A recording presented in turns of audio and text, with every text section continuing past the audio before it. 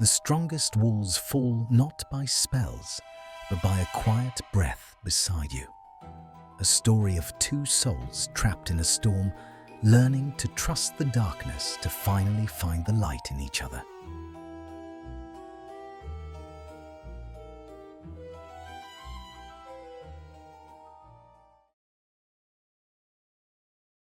The rain did not tap against the high arched windows of the Department of Mysteries. It wept. It was a mournful, relentless deluge that had turned London into a blurring watercolour of grey and charcoal, isolating the Ministry deep beneath the earth in a silence that felt heavy, like wool soaked in water. Hermione Granger adjusted the sleeve of her robes, the fabric rasping softly in the quiet. The sound seemed violently loud. She stood before the workstation, her back rigid, her spine a line of tension she hadn't been able to relax in 3 years. The air in Chamber 42 was always cold, a magical, unnatural chill that bit through layers of wool and settled in the marrow. But tonight, it felt particularly biting. Across the wide obsidian-topped table, Draco Malfoy was working. He did not look up. He rarely did. He was a study in monochromatic precision. Pale hair, pale skin, black robes, silver signet ring. He moved with a fluidity that Hermione found irritatingly graceful, his long fingers manipulating a delicate silver instrument with the focus of a surgeon. There was no wasted motion. Every shift of his weight, every stroke of his quill was calculated. He was a statue breathed into reluctant life, carved from ice and regret. The arithmancy doesn't balance, Hermione said. Her voice was low, but it cut through the hum of the ambient magic in the room. Malfoy didn't pause. He didn't even blink. He simply continued to twist the small screw on the side of the brass casing he was examining. It balances, Granger. You're just using the standard derivation. This artifact predates the standard derivation by 4 centuries. I adjusted for the era, she countered, the familiar prickle of annoyance heating the back of her neck. It was the only warmth she felt when she was around him. I used the parallax equation from the 14th century. It still shows a variance of 0.3%.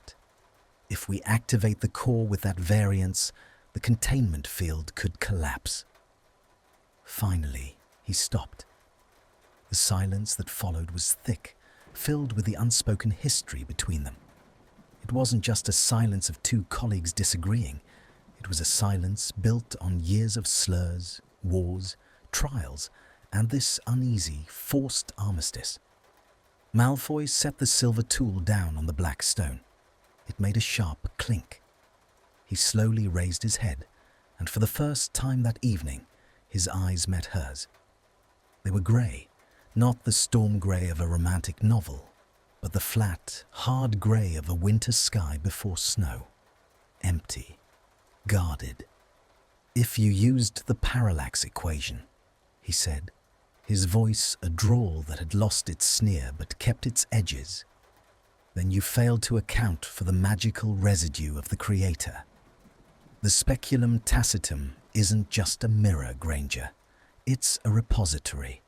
It breathes.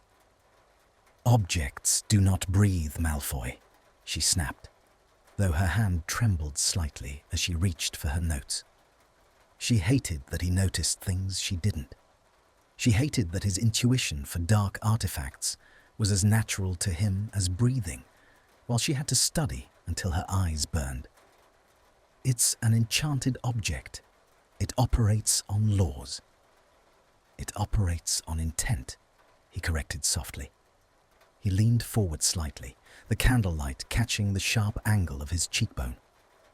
And right now, it dislikes your skepticism.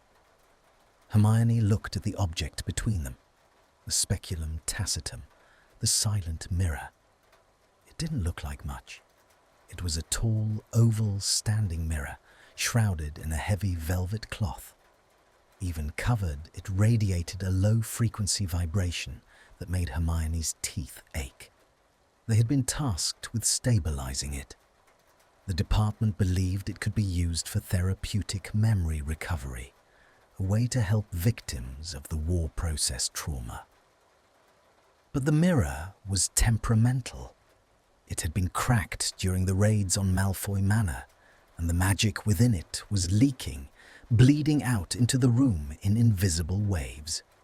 "We need to uncover it," Malfoy said. It wasn't a question.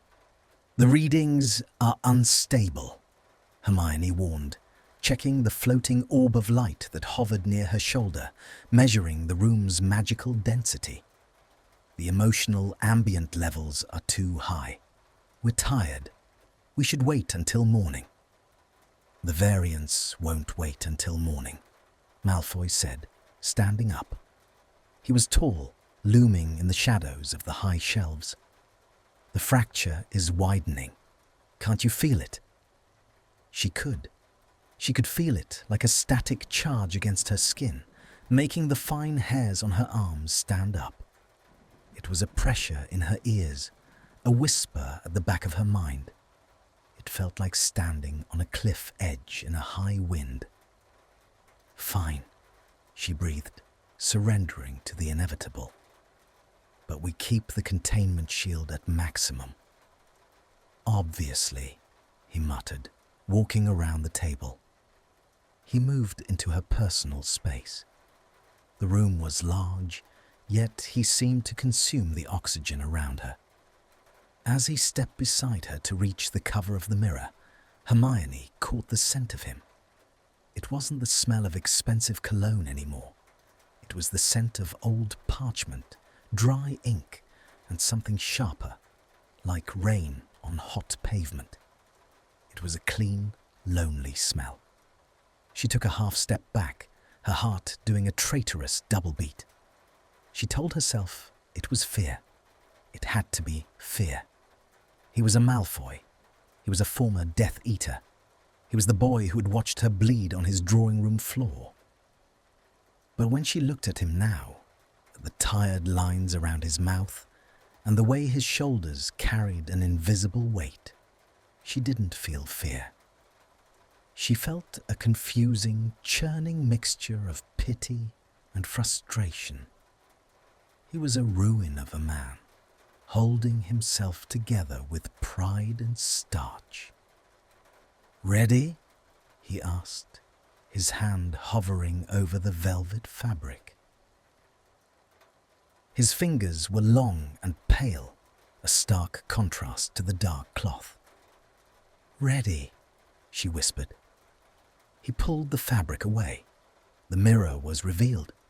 The frame was ancient silver, tarnished and twisted into shapes that looked like screaming faces one moment and blooming roses the next. But it was the glass that held the horror and the beauty. It was black, pitch black. Not a reflective surface, but a deep, swirling void that seemed to pull the light from the room and swallow it whole. A jagged crack ran down the center, glowing with a faint, sickly purple light. "It's worse than yesterday," Hermione observed, her voice clinical, masking her unease. She raised her wand. "Stabilis." A beam of warm golden light connected her wand tip to the crack. The purple glow pulsed against it, resisting. "You're pushing too hard," Malfoy murmured. He raised his own wand, hawthorn, dark and sleek. "You have to coax it, compobessa." His magic was different. It was cool, silver blue, and it didn't push. It wrapped around the crack like a bandage. For a moment, they worked in tandem. Hermione's gold and Draco's silver wove together in the air, a visual representation of their opposite natures.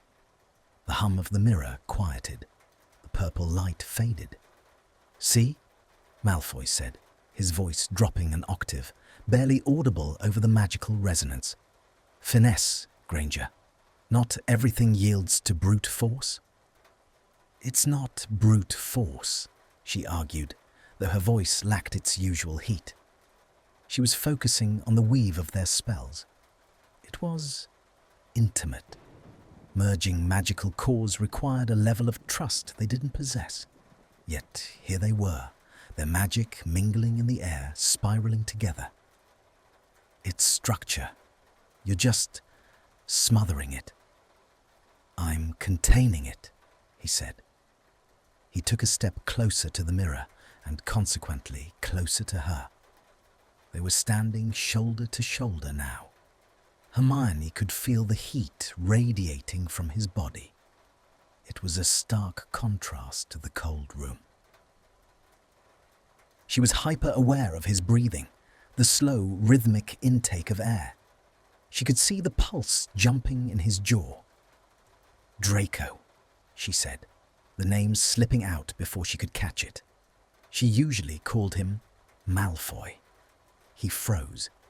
The silver stream of magic from his wand wavered. He turned his head slightly, looking down at her. His eyes were unguarded for a fraction of a second, and in them she saw a flash of something raw. Exhaustion, longing, hunger. Don't, he warned, his voice rough. Don't lose focus. I'm not, she insisted, but her heart was hammering against her ribs. The tension in the room shifted. It wasn't just the mirror anymore. It was them.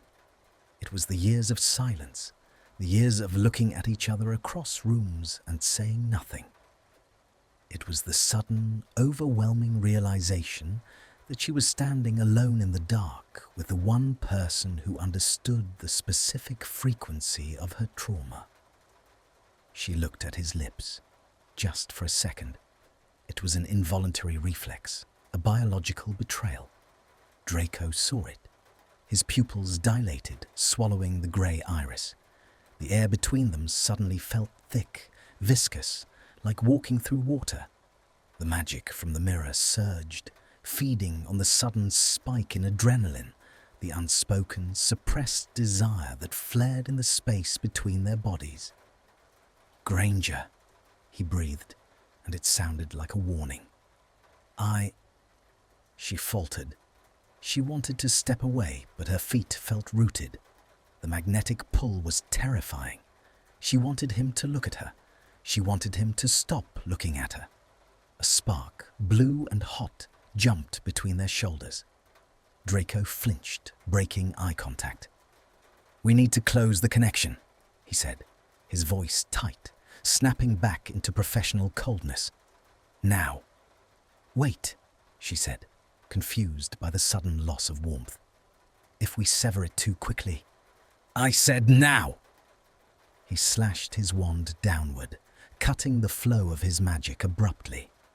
It was the wrong move. It was a move born of panic, of a desperate need to escape the sudden, suffocating intimacy of the moment. He tried to suppress the feeling, to bury the sudden flare of attraction under layers of ice and indifference. But the speculum tacitum was designed to react to suppressed emotion.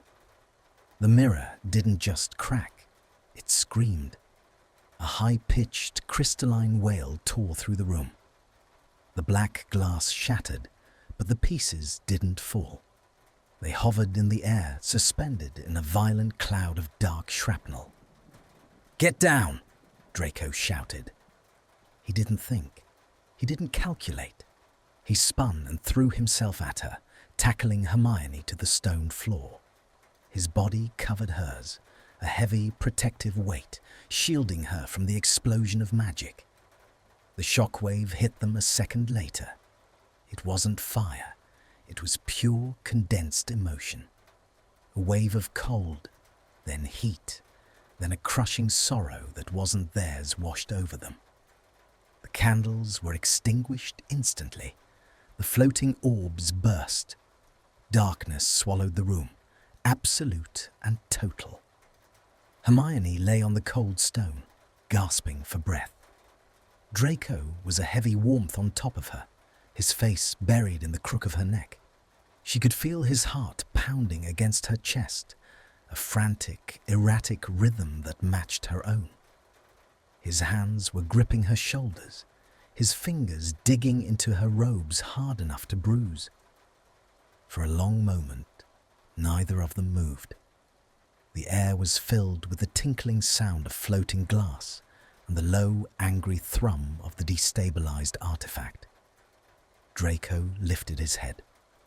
In the pitch blackness, she couldn't see him, but she could feel his breath on her cheek. It was ragged, trembling. "Are you hurt?" he asked.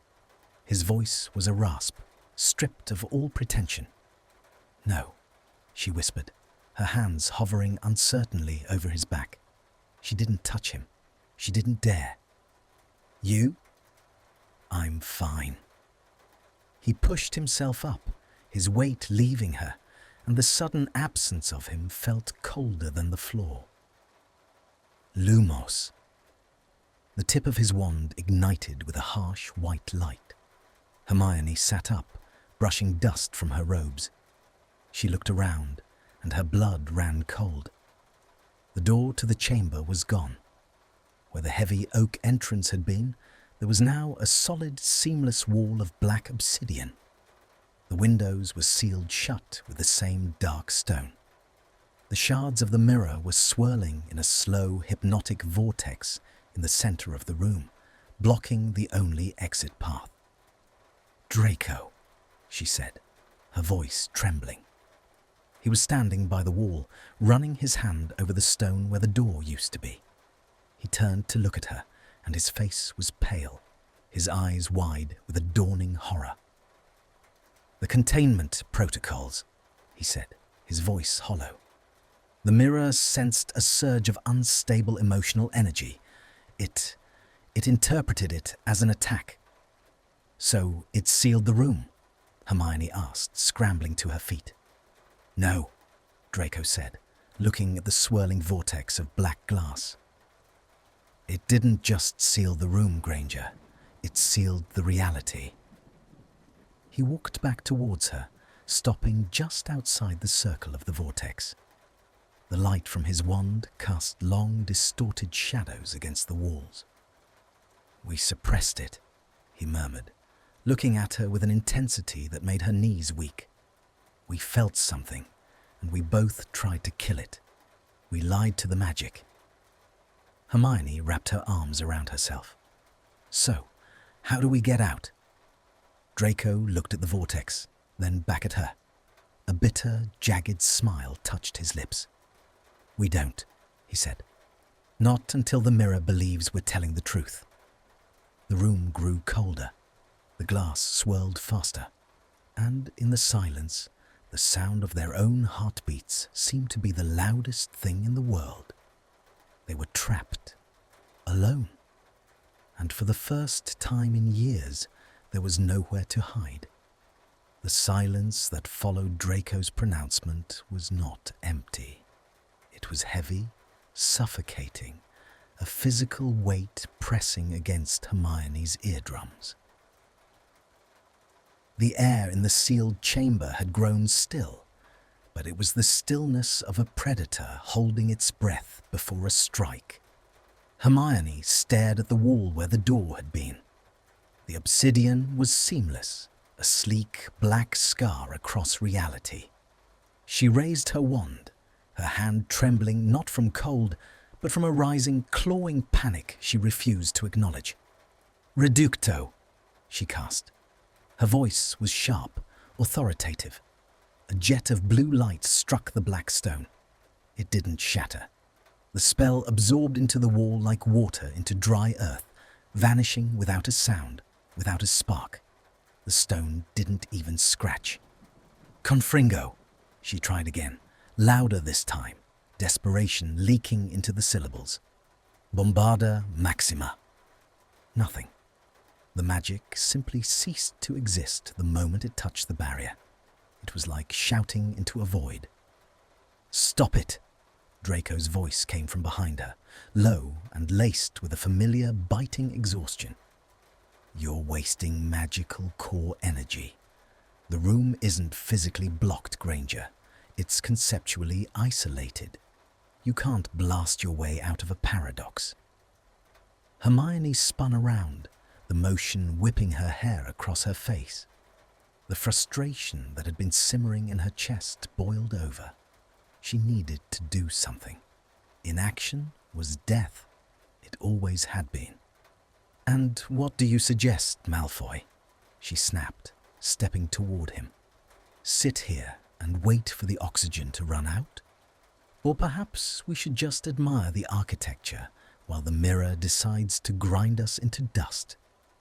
As the sarcasm left her lips, sharp, defensive, and utterly masking her terrifying fear, the room reacted. The temperature plummeted. It wasn't a gradual cooling. It was an instant, violent drop. Frost bloomed across the black stone floor in rapid, fern-like fractals racing toward them. The torches that Draco had lit flickered and turned a ghostly, shivering blue. Draco flinched, wrapping his cloak tighter around himself. He looked at the spreading frost, then up at her, his eyes narrowing. "Brilliant," he sneered, his voice dripping with disdain. "Keep shouting. Maybe if you shriek loud enough, the mirror will shatter out of pure annoyance." Crack. A fissure appeared in the ceiling above them, not dropping debris, but leaking a dark, viscous mist. The gravity in the room shifted sickeningly. Hermione stumbled, her stomach lurching as the floor seemed to tilt beneath her feet, though visually it remained flat. A stack of parchment on the desk flew sideways, slamming into the wall as if thrown by an invisible hand. "It's reacting to the discord," Hermione realized, grabbing the edge of the heavy obsidian table to steady herself. Her knuckles were white. The ambient magic. It's feeding on the conflict. "It's feeding on you," Draco countered, bracing himself against a bookshelf. His face was pale, the shadows under his eyes stark in the dying light. "You're radiating panic. You always do. You spin out of control the moment the textbook answer doesn't work." "I am not panicking," she lied. The room groaned.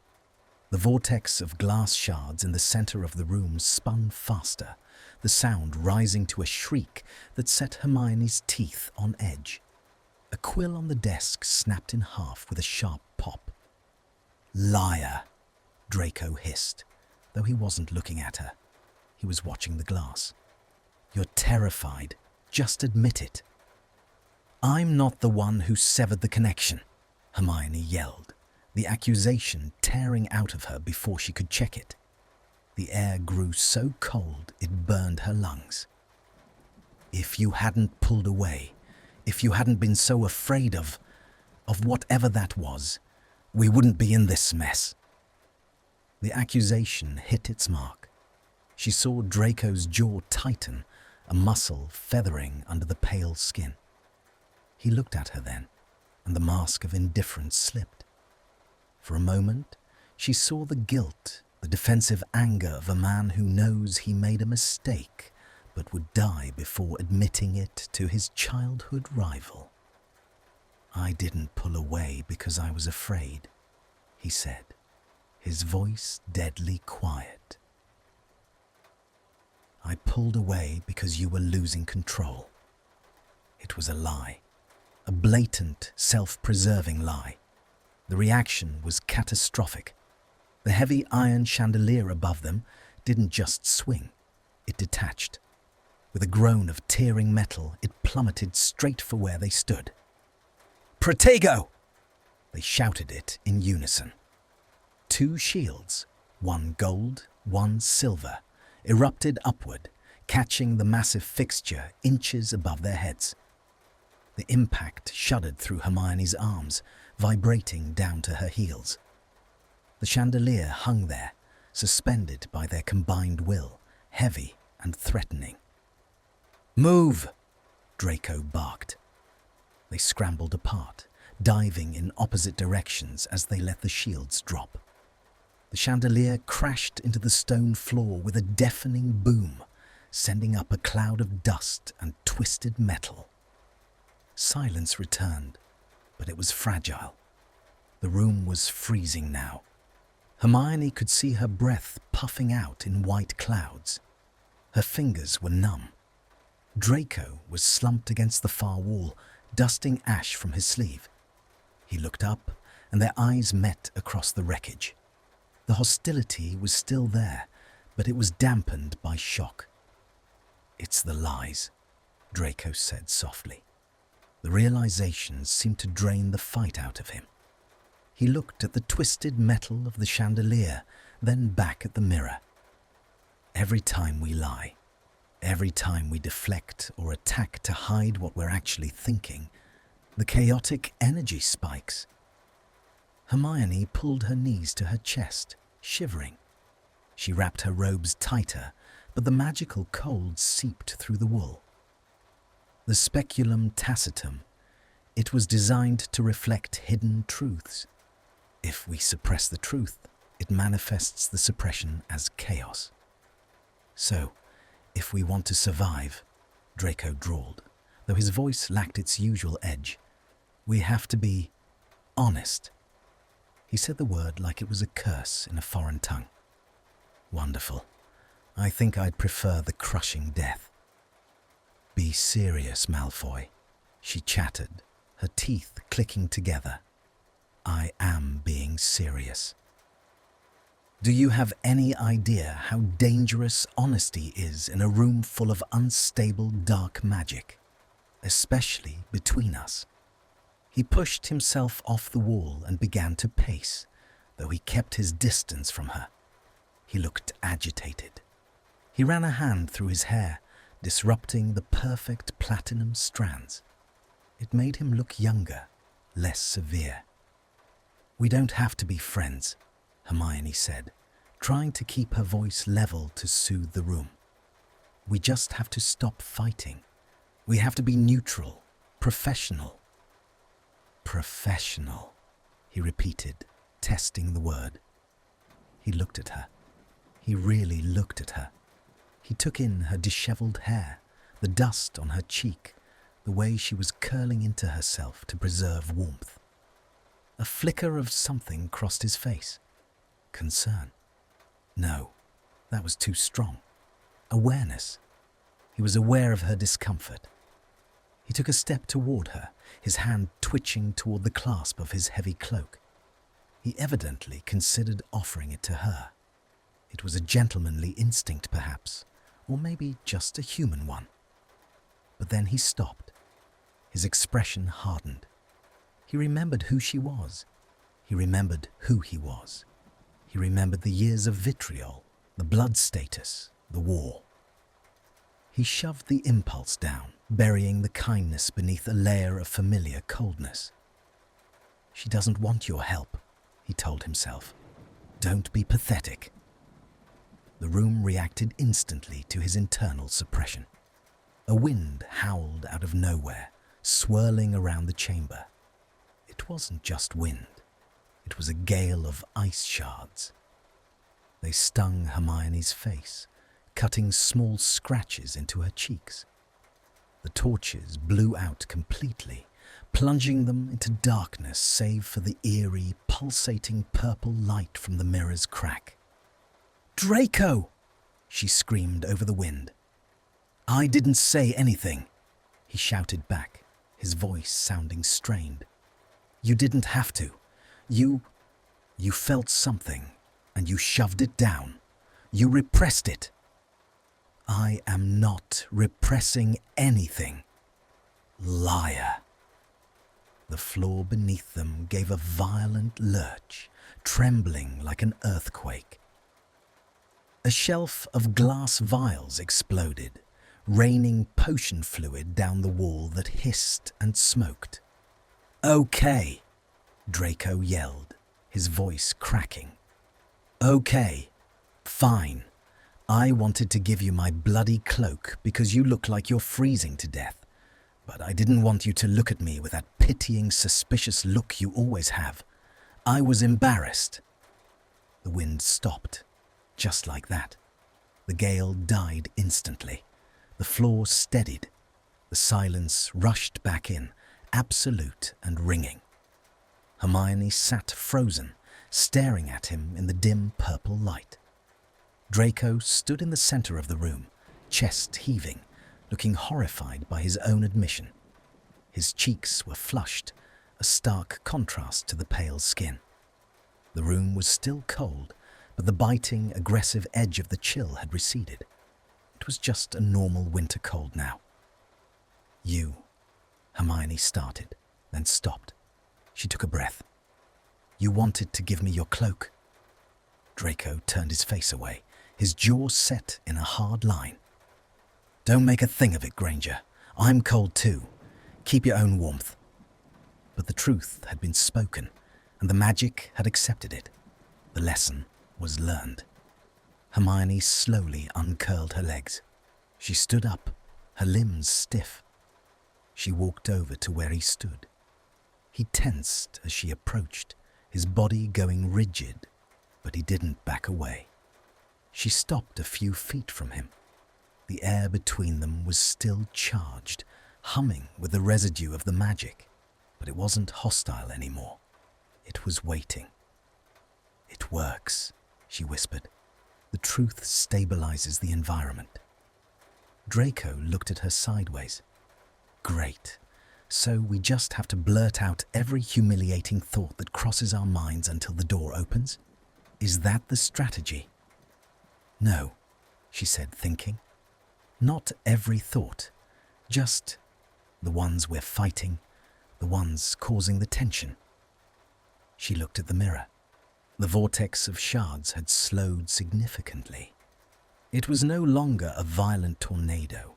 It was a lazy, drifting circle. "We have to work together to fix the seal," she said, turning back to him.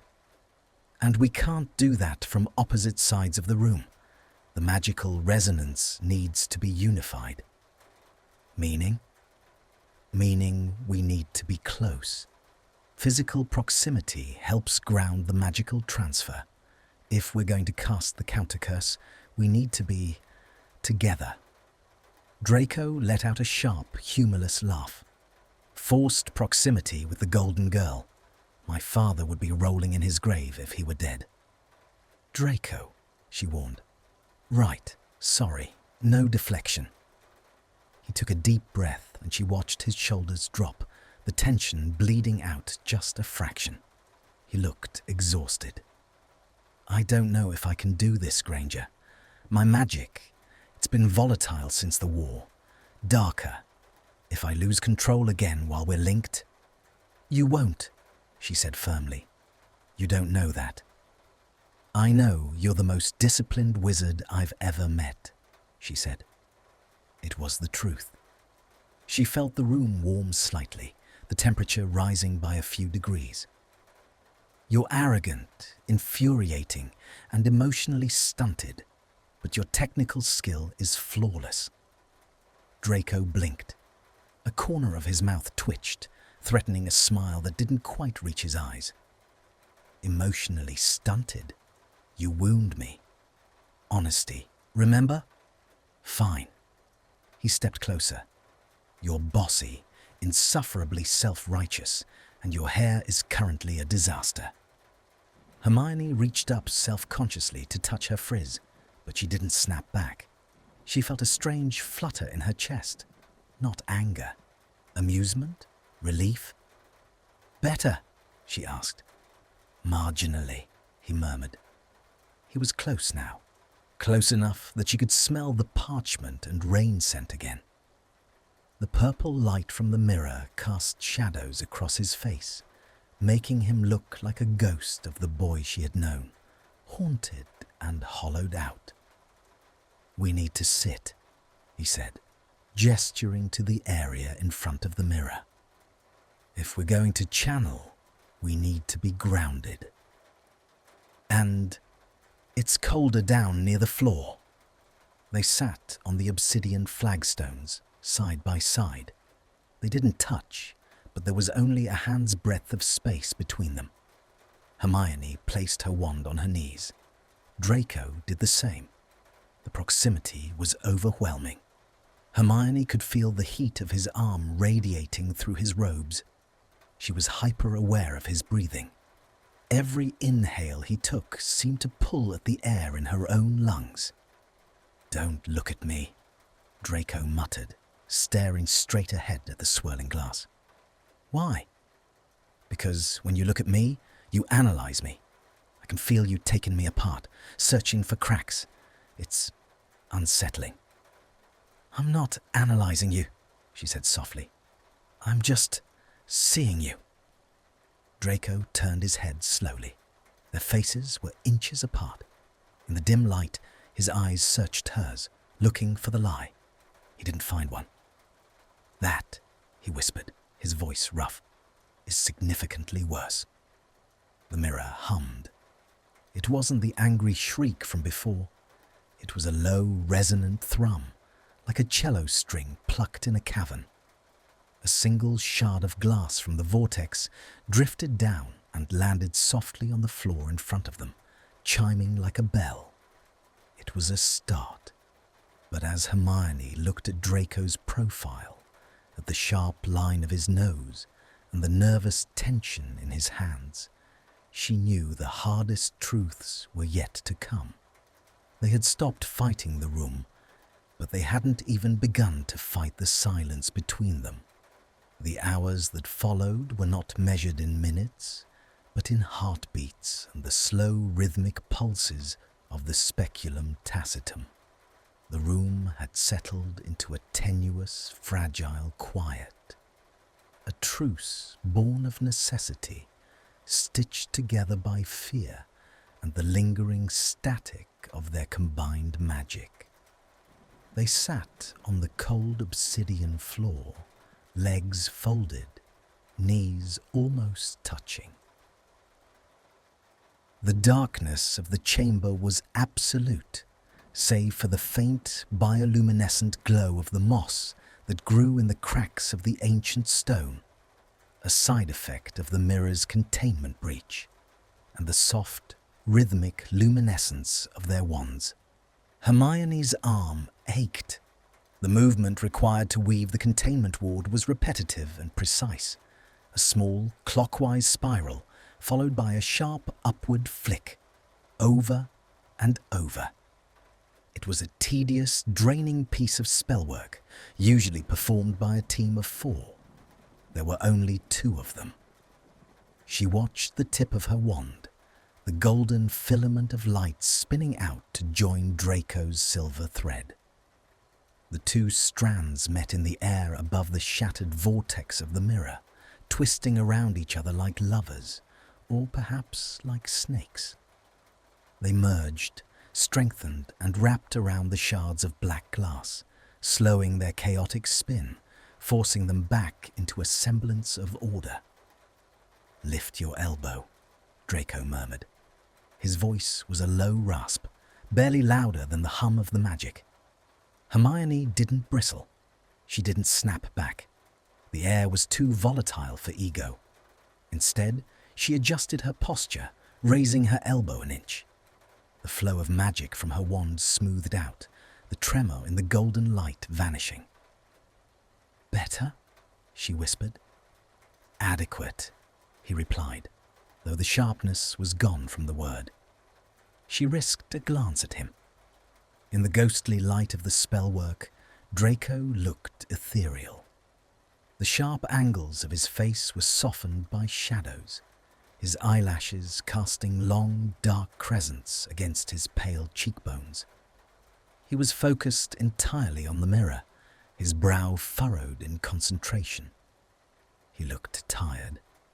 Not just physical exhaustion, but a deep, marrow-seeping weariness that she recognized because she saw it in her own reflection every morning. She watched his hands. They were elegant, the fingers long and slender, gripping the black hawthorn wand with a deceptive lightness. She noticed the way his thumb rubbed against the wood in a rhythmic, soothing motion, a nervous tick she had never seen before. He has beautiful hands, she thought. Immediately, the air in the room thickened. The temperature rose, a sudden, humid heat that smelled of ozone and crushed flowers. A spark of red electricity crackled near Hermione's ear, making her flinch.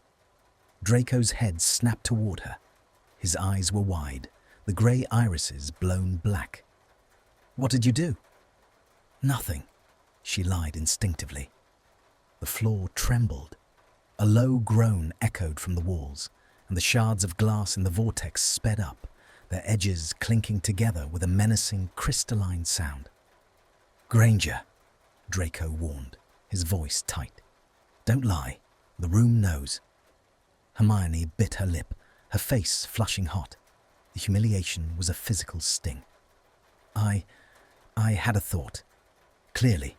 And since the room is currently trying to boil us alive, I suggest you vocalize it." She stared at the weaving magic, refusing to meet his eyes. I noticed your hands." "My hands?" Draco repeated, confusion coloring his tone. "Is there something wrong with my grip?" "No," she breathed, the words sticking in her throat. "I thought they were elegant. I thought you had beautiful hands." The silence that crashed down was louder than the thunder had been. The heat vanished instantly, replaced by the cool, neutral temperature of the lab. The red sparks dissolved. The room settled, satisfied with the offering of truth. Hermione squeezed her eyes shut, wishing the floor would open up and swallow her whole. Of all the things to confess, of all the humiliating, trivial, inappropriate things. Beside her, Draco was perfectly still. She could feel his gaze on the side of her face, heavy and unreadable. She waited for the mockery. She waited for the sneer, the cruel joke about the mudblood crushing on the pureblood prince. "My mother used to say they were musicians' hands," Draco said quietly. Hermione opened her eyes. He wasn't looking at her. He was looking at his own hand, turning it slightly in the wandlight. His expression was distant, unguarded. "She wanted me to play the piano," he continued, his voice devoid of its usual armor. "I hated it. I wanted to fly. I broke my finger once, on purpose, just so I wouldn't have to practice for a week." A small, dry smile touched his lips. "I regret that now. The music, it would be nice to have something that creates instead of destroys." Hermione felt a tightness in her chest, a strange, aching sympathy that she hadn't expected. It was a dangerous feeling. Sympathy was a bridge, and she had spent years burning bridges where Malfoys were concerned. "You're creating now," she said softly. "Look at the weave, Draco. It's flawless. You're stabilizing a Class A dark artifact with nothing but intent and geometry. That's creation." He looked at her then. The connection was sudden and visceral. For a moment, they weren't former enemies or reluctant colleagues. They were just two people trapped in a box, seeing each other for the first time without the distortion of history. "It's not enough," he murmured. "To balance the equation, it's not enough." He shifted his position, his leg brushing against hers. The contact was electric. It wasn't a shock of pain, it was a jolt of awareness.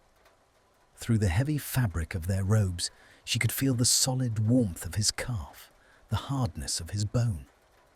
Her body reacted before her mind could catch up. Her breath hitched. Her heart hammered a frantic rhythm against her ribs. She didn't pull away.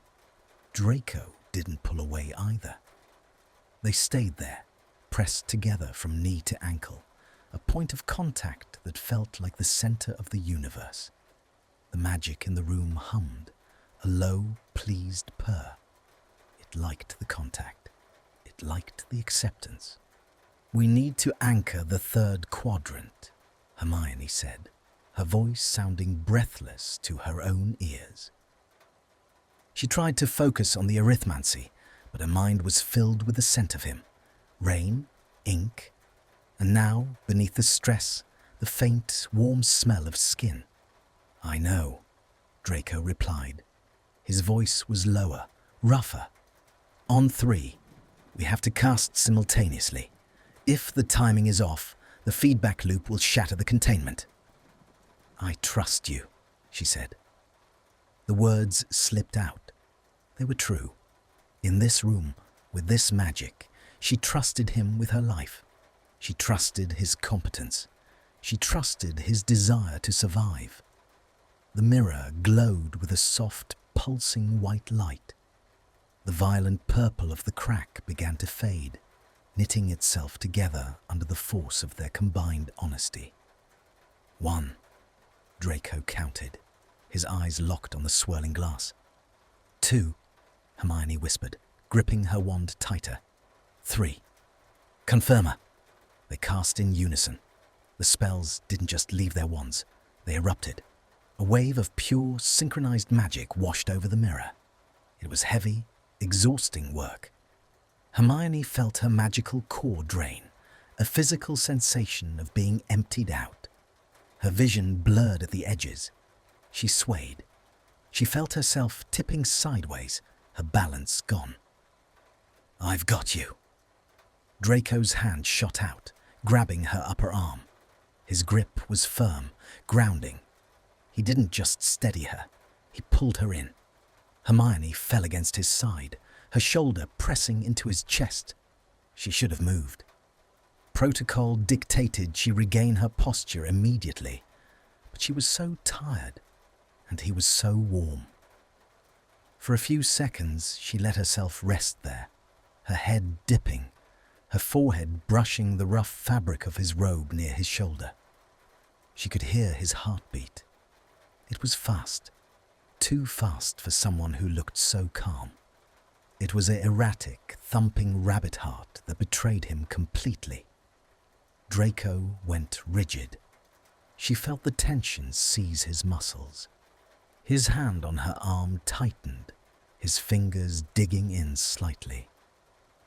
"Granger," he breathed. The name was a plea, though she didn't know for what.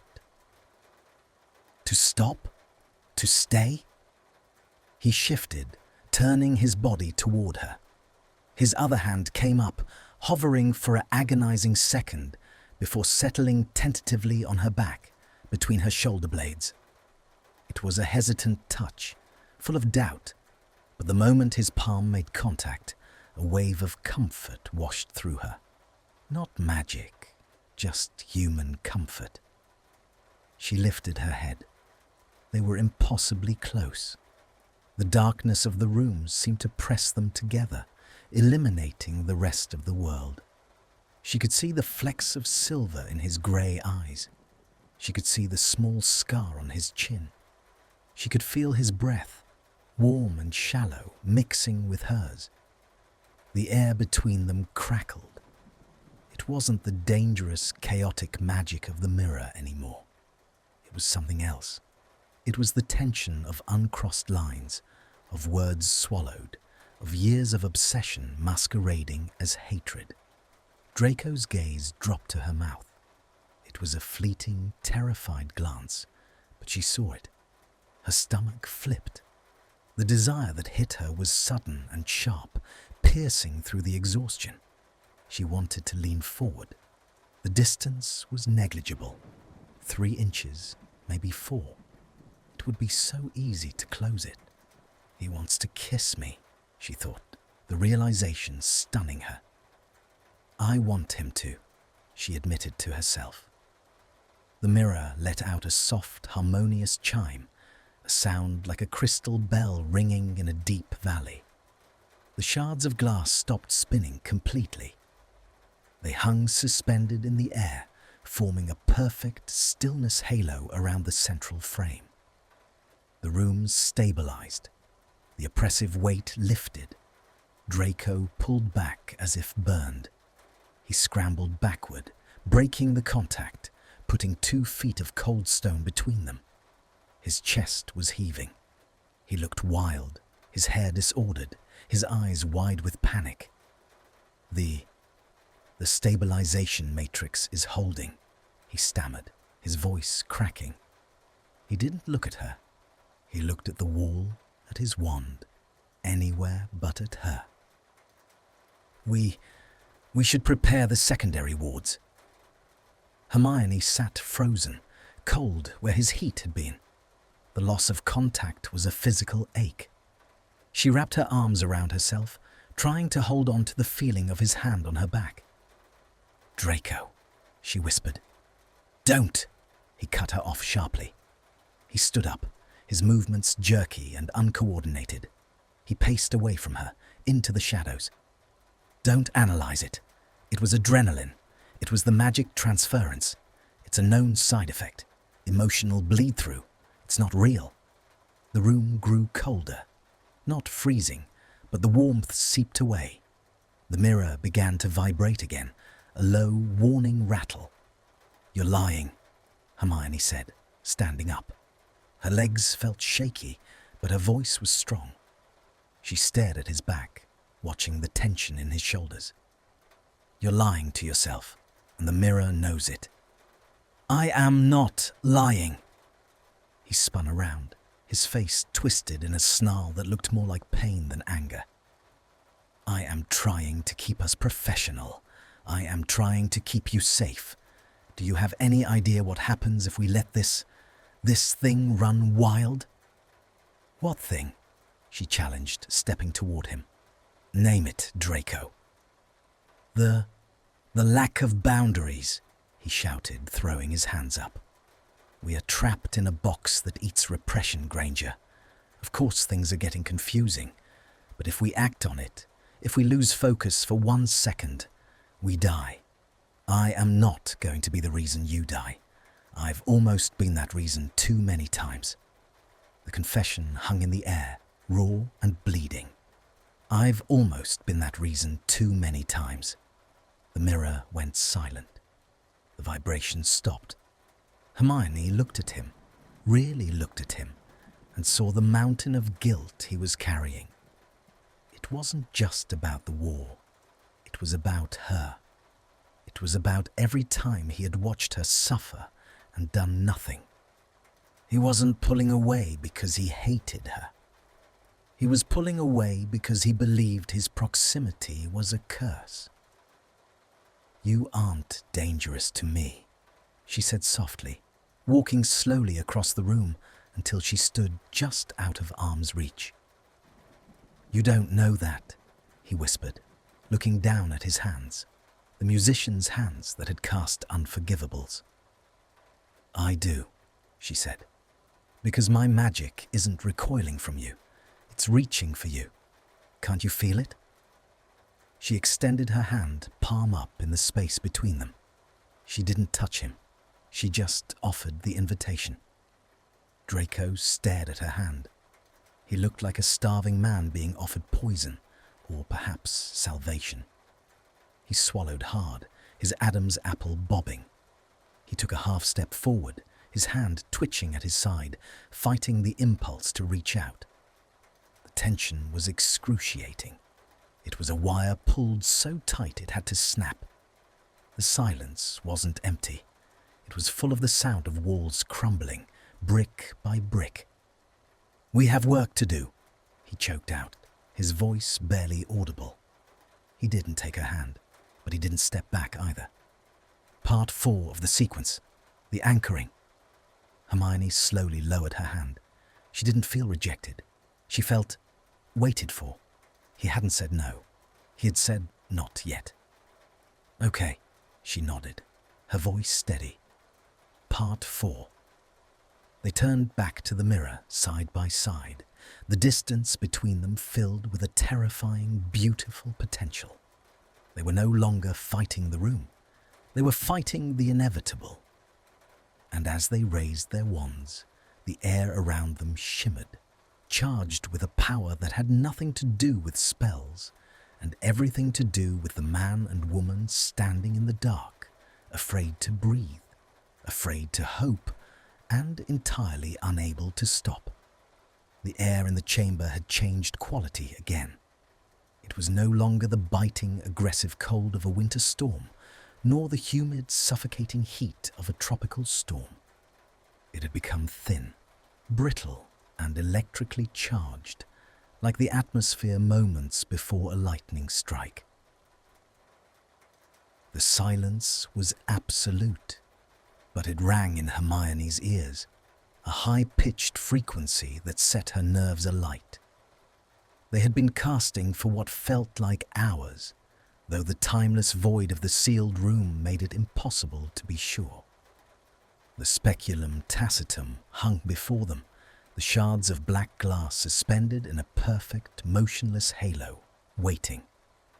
The crack in the center was a thin line of pulsating violet, a vein of raw magic that throbbed in time with their heartbeats. "The anchor is slipping," Draco gritted out. He was kneeling on the stone floor, his body a taut line of strain. His robes were discarded, piled carelessly in the corner, leaving him in his white dress shirt and black trousers. The sleeves were rolled up to his elbows, revealing the dark mark faded to a dull grey on his left forearm, a scar that he usually kept aggressively hidden. That he had exposed it now was a testament to his exhaustion. He simply didn't have the energy to maintain the glamour or the vanity to care. Hermione was kneeling opposite him, their knees inches apart. She was drenched in a cold sweat, her curls plastered to her temples. Her wand arm shook with a tremor she couldn't suppress. "We have to hold it," she gasped, the words scraping her throat. "If the anchor snaps now, the magical backlash will liquefy our internal organs." "Detailed as always, Granger," he strained, his voice tight with pain. "Focus." They were attempting the Ancora Animae, the soul anchor. It was a piece of spellwork so archaic and complex, it was usually reserved for binding magical cores during ancient marriage rites or sealing volatile rifts in reality. It required them to not just pour magic into the mirror, but to tether that magic to a steady emotional state. The problem was, Draco Malfoy didn't do steady. "You're wavering," Hermione whispered, watching the silver stream of light from his wand. It was flickering, spitting dark sparks that hissed as they hit the floor. "Draco, you have to stabilize your intent. What are you thinking about?" "Nothing," he lied through gritted teeth. "I'm clearing my mind. Occlumency." "That's the problem," she cried out, panic rising in her chest. "The mirror hates the void. You can't give it emptiness. You have to give it something. Give it a memory. Give it a feeling. Anything real." "I have nothing safe to give it," he shouted back, the control finally snapping. The silver light from his wand turned a sickly, bruised black. The mirror let out a low, discordant groan. The suspended shards of glass began to vibrate violently, turning their sharp edges toward the two wizards kneeling on the floor. "Draco! Everything I have is tainted, Granger." He looked at her, and the desperation in his eyes was terrifying. "If I pour my memories into this, it will corrupt the weave. It will destroy the seal. I can't." He was trying to protect her. Even now, at the edge of collapse, his instinct was to shield her from the darkness he believed constituted his soul. He was pulling his magic back, trying to sever the connection to save the ritual, but the abrupt withdrawal was destabilizing everything. The air pressure dropped. The gravity shifted. Small stones began to float up from the floor. The violet crack in the mirror widened, spitting out tongues of purple fire. "Don't you dare let go!" Hermione commanded, her voice fierce. She didn't look at the dangerous magic. She looked only at him.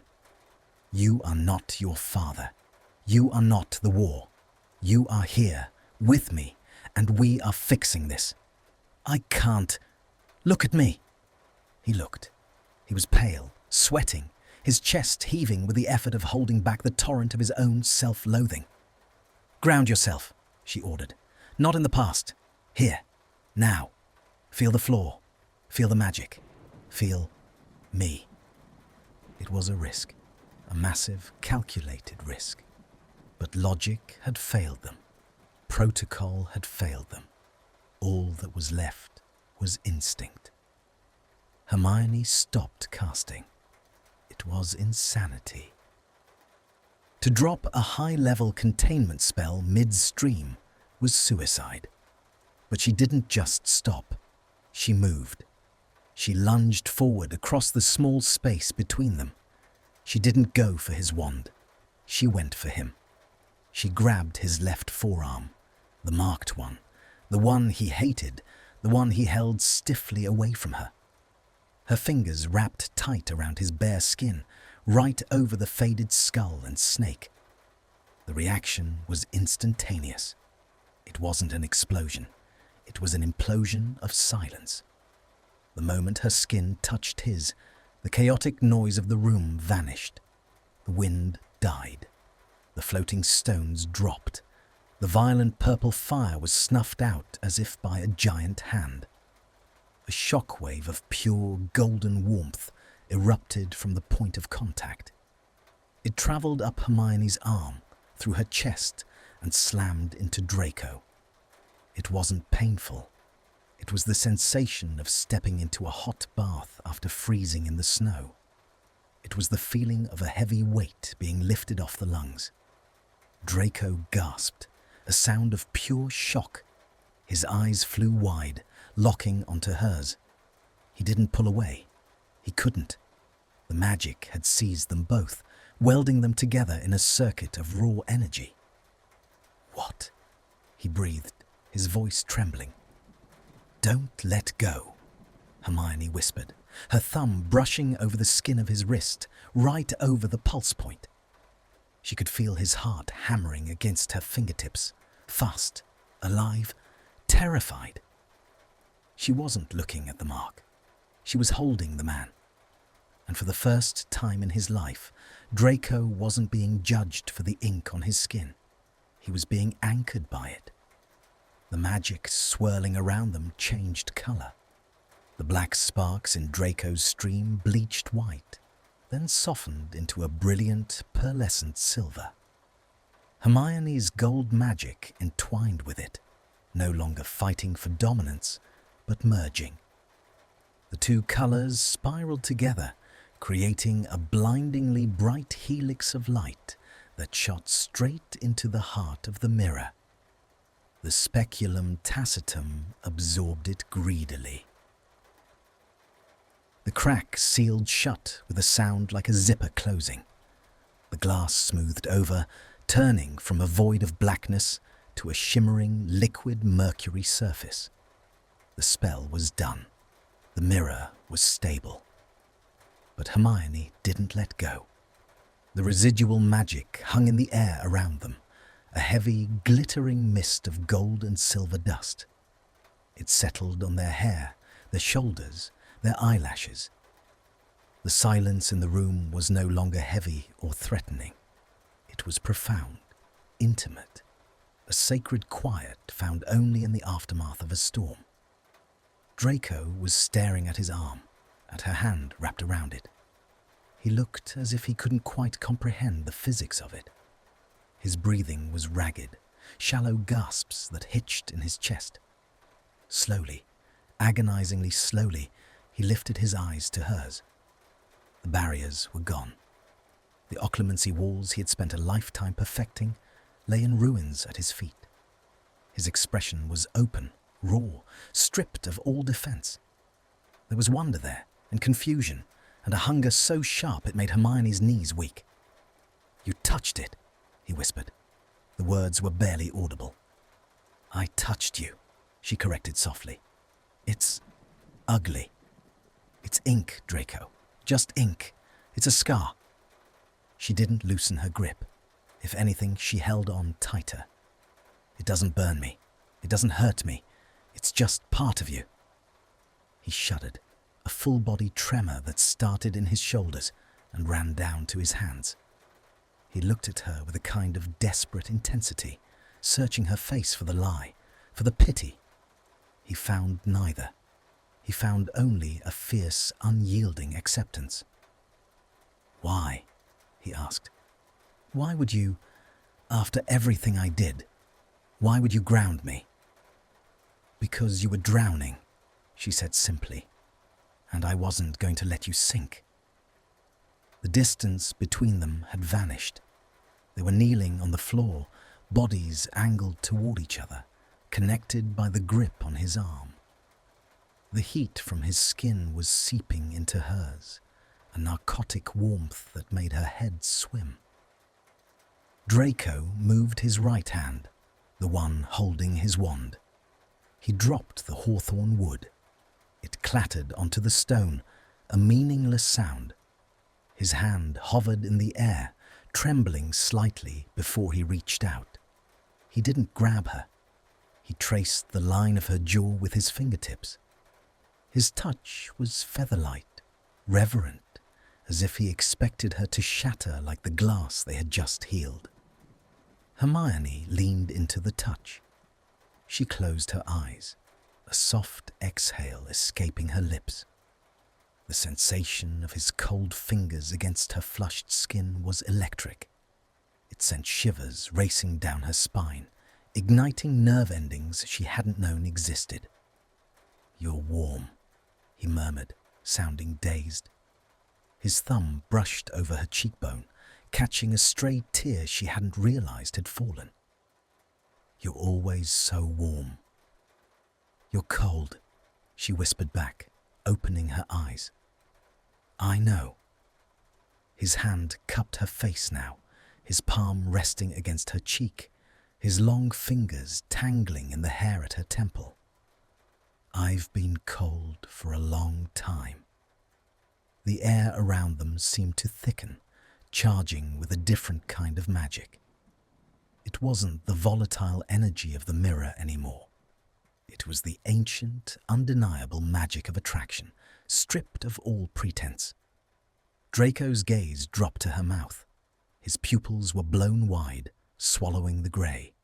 He leaned in, just an inch, then another. Hermione's heart stopped, then restarted at double speed. She watched his lips part slightly, saw the tip of his tongue wet them nervously. She could smell him, the sweat, the magic, the clean soap, the man beneath the legend. She wanted him to close the gap. Every logical synapse in her brain was firing warnings. Colleague, former enemy, complication, dangerous. But her body didn't care. Her body was leaning forward, drawn by a magnetic pull that felt inevitable. Draco froze. He was so close she could feel the warmth of his breath on her lips. His eyes searched hers, frantic, asking a question he was too afraid to voice. Is this real? Is this allowed? Granger, he breathed, and the way he said her name, like a prayer, like a curse, like a lifeline, broke something inside her. Hermione, she whispered. He blinked. What? My name, she said, her voice shaking. If you're going to look at me like that, call me by my name. Draco swallowed hard. His thumb stroked her cheekbone again, a rhythmic, hypnotic motion. Hermione, he tested the word. It sounded foreign on his tongue, heavy and intimate. The sound of it sent a jolt through her that was stronger than any spell. She shifted her hand on his arm, sliding it down until her fingers interlaced with his, the hand with the mark. She squeezed his hand palm to palm, claiming the limb, claiming the history and rendering it powerless. "Draco," she replied. He let out a shuddering breath and leaned his forehead against hers. They stayed there, kneeling in the center of the silent room, forehead to forehead, hand in hand, breathing the same air. It wasn't a kiss. In some ways, it was far more intimate. It was a surrender. It was the moment the walls came down, not because they were destroyed, but because the gate had been unlocked from the inside. "The magic," Draco murmured against her skin, his eyes closed. "It changed. When you touched me." "I know." "It didn't hurt." "I know." I thought I was poison," he confessed, the words so quiet she felt them more than heard them. "You're not poison," she whispered, moving her head slightly so her nose brushed against his. "You were just alone. We both were." The mirror behind them shimmered. It was no longer a threat. It was a witness. It had demanded truth, and they had finally given it the only truth that mattered. That beneath the scars and the blood status and the years of war, they were just two people who found their balance only when they were touching each other. Draco pulled back slightly, just enough to look her in the eyes again. The fear was gone from his gaze, replaced by a dawning, terrifying clarity. He looked at her as if he was seeing the sun for the first time after a lifetime in a cave. "We can't go back," he said. It wasn't a question. "After this, we can't go back to the way it was, to the silence." "No." Hermione shook her head, her hand tightening in his. "We can't." "Good," he whispered. And for the first time in years, Draco Malfoy didn't look like he was bracing for a blow. He looked like a man who had just been caught by the wind and was finally learning how to fly. But the safety of the moment was fragile. The mirror was stable, but the room was still sealed. And the emotions they had just uncorked were far more volatile than any dark artifact. They had breached the space, but now they had to live in it. The silence that had felt like a sanctuary only moments ago began to curdle. Draco was the first to move. He didn't just step back. He recoiled, as if the air between them had suddenly turned to acid. He scrambled to his feet, his movements jerky and ungraceful, a stark contrast to the fluid elegance he usually wore like armor. He snatched his hand away from hers, the hand that had been resting against her palm, skin to skin, pulse to pulse, and held it against his chest, cradling it as though it had been burned. "Draco?" Hermione remained on her knees, looking up at him.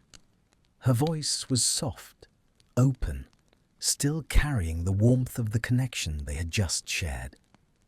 She looked bewildered, like a person waking from a vivid dream to a harsh grey morning. He couldn't look at her. He stared at the floor, the black obsidian tiles.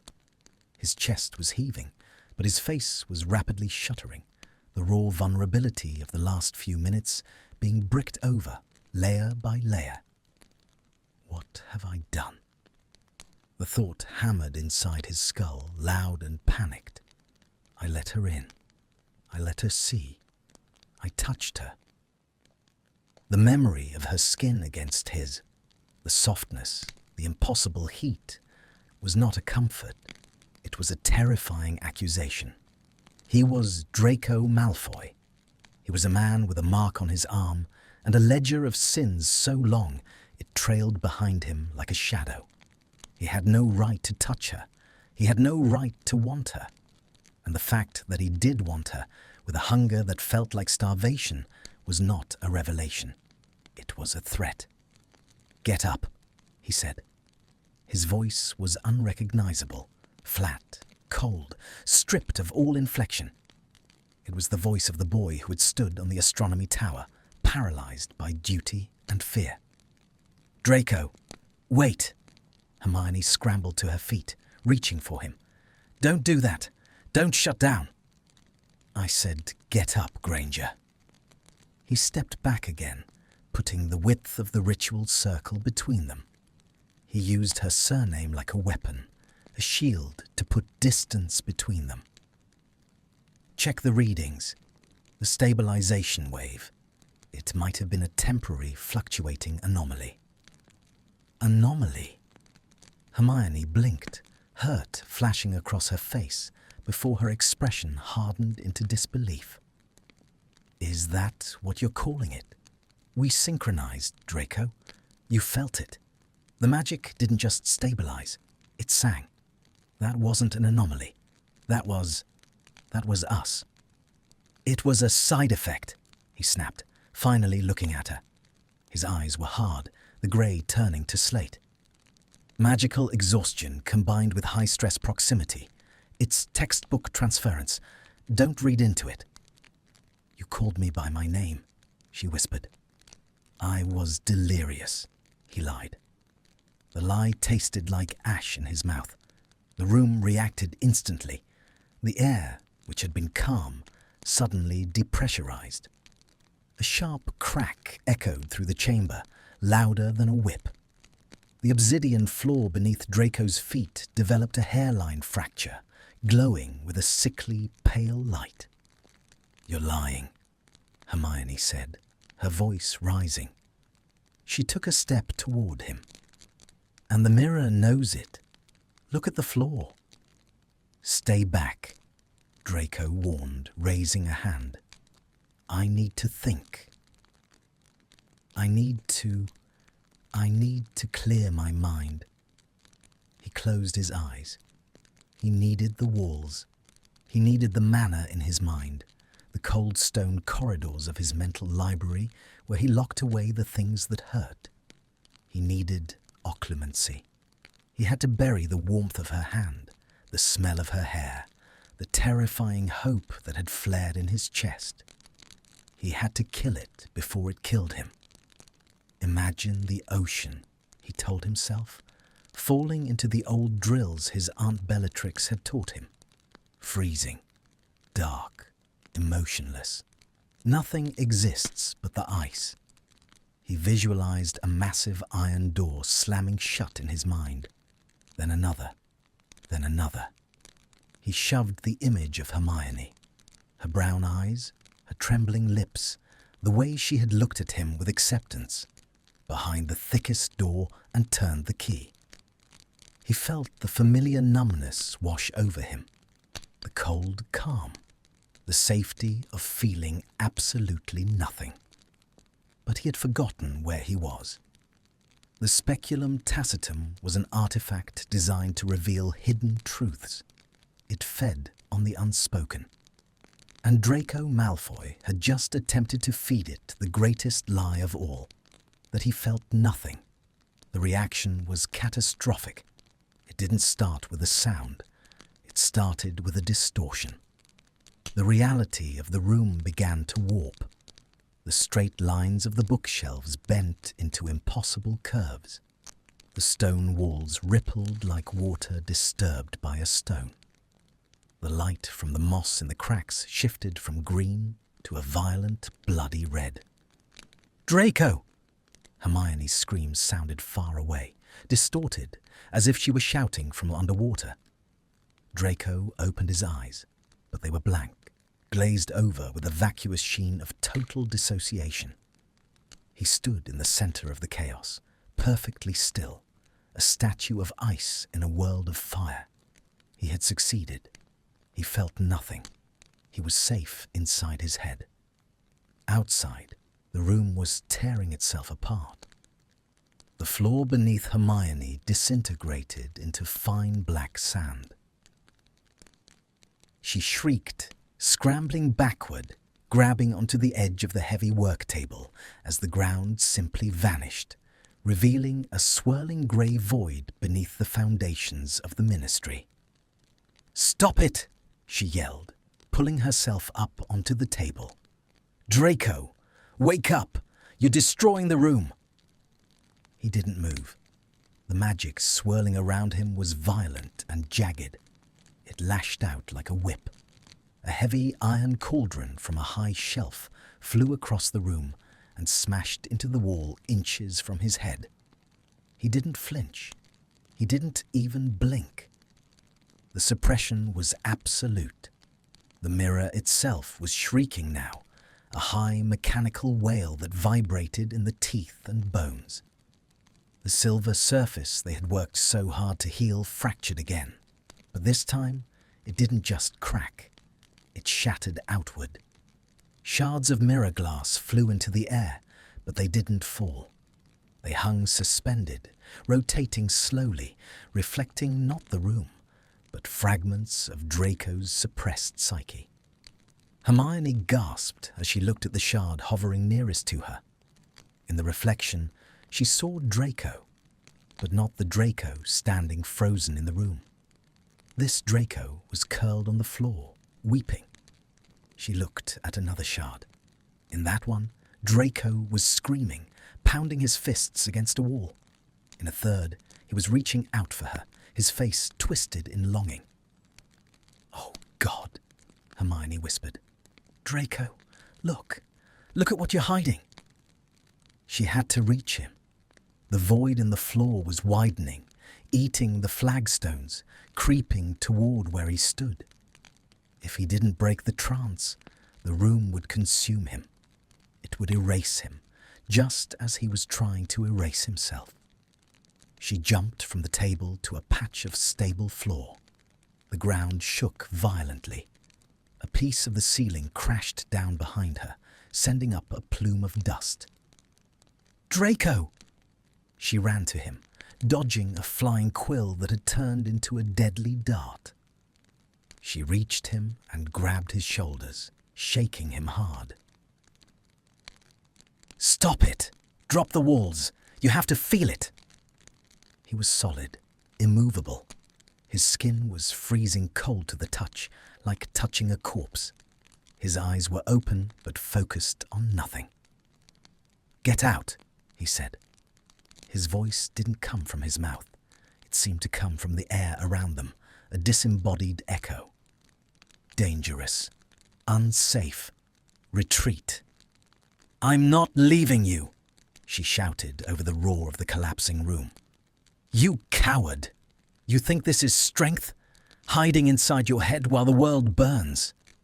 That's not strength, Malfoy. That's fear." She slapped him. It was a sharp, stinging blow across his pale cheek. His head snapped to the side. For a second, the glaze over his eyes flickered. A spark of shock, genuine, hot human shock, cracked the ice. "You?" He blinked, focusing on her. The red mark on his cheek stood out starkly against the pallor. "Yes, me," she cried, tears streaming down her face. "I am here. I am real. And I am not afraid of your feelings, Draco, but I am terrified of your silence.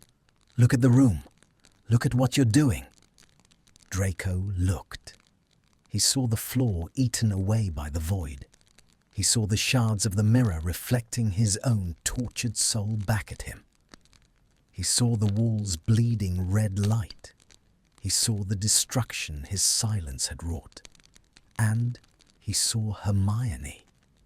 She was standing on the edge of the precipice he had created, holding onto his robes with white-knuckled fists. She was covered in dust, her hair wild, her face streaked with tears and grime.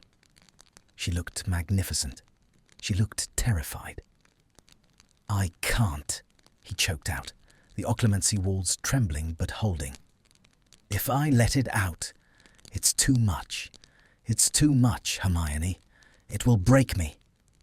"Then break," she implored him, pulling him closer until their chests were touching. "Break, Draco. I've got you. Let it break.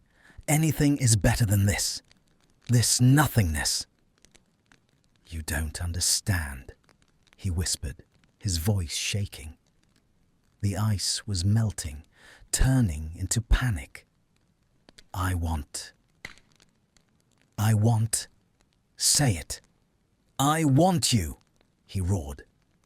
The scream tore out of him, raw and guttural, ripping through the carefully constructed occlumency barriers like a cannonball. I want you so much it hurts. I hate that I want you. I hate that I need you. I'm terrified that you'll look at me and see a monster, but I can't stop. I can't stop thinking about you. I can't stop watching you. I am obsessed with you, and it is killing me. The explosion of truth hit the room like a physical blow. The red light vanished. The wailing of the mirror stopped instantly. But the momentum of the chaos couldn't be reversed so easily. The structural damage to the reality of the room was done. The floor beneath their feet, the small island of stone they were standing on, gave a sickening lurch. Draco! The stone cracked. Draco reacted on pure instinct. The occlumency was gone, replaced by a surge of adrenaline and desperate protectiveness. He grabbed Hermione, wrapping his arms around her waist, and threw himself backward, away from the crumbling edge. They hit the remaining stable section of the floor hard, rolling tangled together. Draco took the brunt of the impact, his back slamming against the stone, a grunt of pain escaping his lips. He didn't let go. He clamped his arms around her, burying his face in her hair, shielding her with his own body as the rest of the room settled. Dust rained down on them. The silence returned, but it wasn't the dead silence of the void. It was the heavy, panting silence of survival. Hermione lay on top of him, her heart hammering against his ribs. She pushed herself up on her hands, coughing in the dust. She looked down at him. Draco was lying on his back, eyes squeezed shut, grimacing in pain. He looked wrecked. The perfect composure was gone. He was covered in grey dust, his shirt torn at the shoulder, his hair a mess. He opened his eyes. They were storm grey again, swirling with emotion, pain, fear, embarrassment, and a burning, undeniable heat. You, he gasped, trying to catch his breath. You slapped me. Hermione let out a wet, hysterical laugh. A sob caught in her throat. You were erasing reality, Draco. I didn't know what else to do. You... He stared at her, his gaze travelling over her face, drinking in the sight of her. You stayed. I told you, she whispered, her voice trembling. I'm not leaving. Draco closed his eyes for a moment, letting out a long, shuddering exhale. I almost killed us. I tried to shut it off, and the room, it tried to delete us. The mirror reflects the suppressed, Hermione said, brushing a smudge of dirt from his forehead. Her fingers lingered there, gentle and forgiving. You tried to suppress yourself, so the room tried to remove you. I was trying to save you, he said, opening his eyes again. The vulnerability in them was gut-wrenching. I thought, if I didn't feel anything, I couldn't hurt you. I thought my feelings were the danger. Your feelings are the only thing keeping us alive, she corrected him. Your feelings are the magic, Draco. Don't you see? When you admitted you wanted me, the chaos stopped. Draco looked around the ruined room. The void in the floor had stopped spreading. The walls had stopped rippling. The mirror shards had fallen to the ground, lifeless glass once more. He looked back at her. I said it, didn't I? Hermione blushed, a deep crimson flush rising from her neck. You did. I shouted it. Loudly. Draco groaned, covering his face with his hands. Salazar, just leave me here. Let the floor eat me. No, Hermione said softly. She took his hands and pulled them away from his face. She pinned his wrists to the floor, leaning over him. The movement was bold, dominant, and entirely necessary. You don't get to hide anymore. You open the door, Draco. You can't close it now. He looked up at her, trapped by her gaze, by her hands, by his own confession. The air between them crackled again, but this time it wasn't fear. It was anticipation. "So what now?" he whispered. "The room is ruined, the mirror is broken, and I've just told the woman I've spent half my life fighting that I'm obsessed with her. What now, Granger?" Hermione looked at his lips. The fear was gone. The hesitation was fading. "Now," she said, her voice dropping to a hush, "we fix it, but not by hiding." She lowered herself slowly until her body was pressed flush against his. It was a dangerous, deliberate move. She felt him stiffen, then relax, his body accepting the weight of hers as if it had been designed for it. "We have to stabilize the magic," she murmured, her lips brushing against his ear. "And apparently, the magic wants us to be honest." Draco's breath hitched. His hands, which she had released, moved hesitantly to her waist, gripping the fabric of her robes. "Hermione!" "Tell me again," she commanded softly. "Tell me what you want. Calm the room, Draco." It was a challenge. It was an invitation. Draco looked up into her eyes, and the last of his resistance shattered. He didn't use occlumency. He didn't use sarcasm. He just used the truth. "I want to kiss you," he said, his voice raw. "I want to kiss you until I forget my own name." The room hummed. A soft, golden light began to emanate from the walls, healing the cracks in the stone. The magic was listening. And for once, Draco Malfoy wasn't afraid of what it had to say.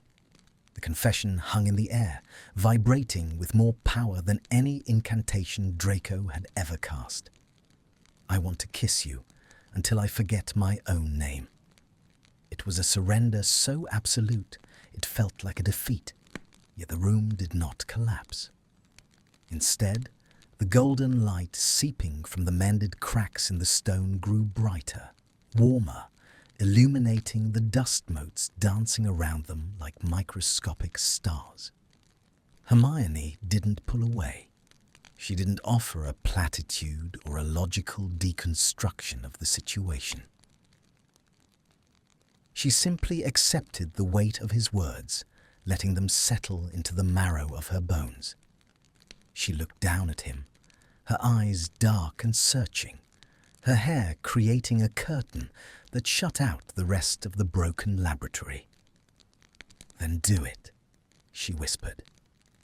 The permission broke the last tether of Draco's restraint. His hands, which had been gripping her waist as if she were the only solid thing in a dissolving world, slid up her spine. They moved with a desperate, hungry reverence, tracing the curve of her back, the tension in her shoulders, until his fingers tangled deep into her chaotic curls. He pulled her down. The kiss wasn't gentle. It couldn't be. It was the collision of two high-velocity objects that had been circling each other for a decade. It tasted of dust and adrenaline, of salt and ozone. It was frantic, a clumsy, heated clash of teeth and lips that sought to consume rather than comfort. Hermione made a sound in her throat, a small, surprised whimper that vibrated against his mouth. It was the most honest sound Draco had ever heard. He groaned, tilting his head to deepen the angle, his tongue sweeping into her mouth, tasting her, claiming her. For a moment, there was no magic, no mirror, no ministry. There was only the sensation of her weight pressing him into the floor, the softness of her body against his hardness, and the overwhelming, terrifying realization that she was responding. She wasn't just allowing it, she was meeting him. her hands fisted in his ruined shirt, pulling him closer, her mouth moving against his with a fervour that matched his own. The air around them heated rapidly, not with the oppressive burn of the earlier chaos, but with a humid, heavy warmth that smelled of blooming nightshade and parchment. The magic of the speculum tacitum was reacting to the raw, unfiltered desire flooding the room. It was no longer feeding on suppression, it was feasting on release. They broke apart, gasping, their foreheads resting against each other, lungs heaving as if they had just run a mile. "Merlin," Draco breathed, his voice wrecked. He kept his eyes closed, afraid that if he opened them, she would be gone, or worse, she would be looking at him with regret. "Draco," Hermione whispered. She shifted slightly, her hips moving against his, and a jolt of electricity arced through him, so potent he nearly stopped breathing. He opened his eyes. She was flushed, her lips swollen and red, her pupils blown so wide, her eyes looked black. She looked beautiful. She looked wrecked. "The room," she murmured, breathless. "Look at the room." Draco forced himself to look past the halo of her hair. The laboratory was transforming. The jagged, ugly scars in the walls were knitting themselves together with veins of gold. The smashed vials on the floor were reforming, the glass flowing back upward like water in reverse. The oppressive, claustrophobic darkness had lifted, replaced by a soft amber twilight that felt protective, almost womb-like. "It likes this," Draco said, dazed. "It likes us."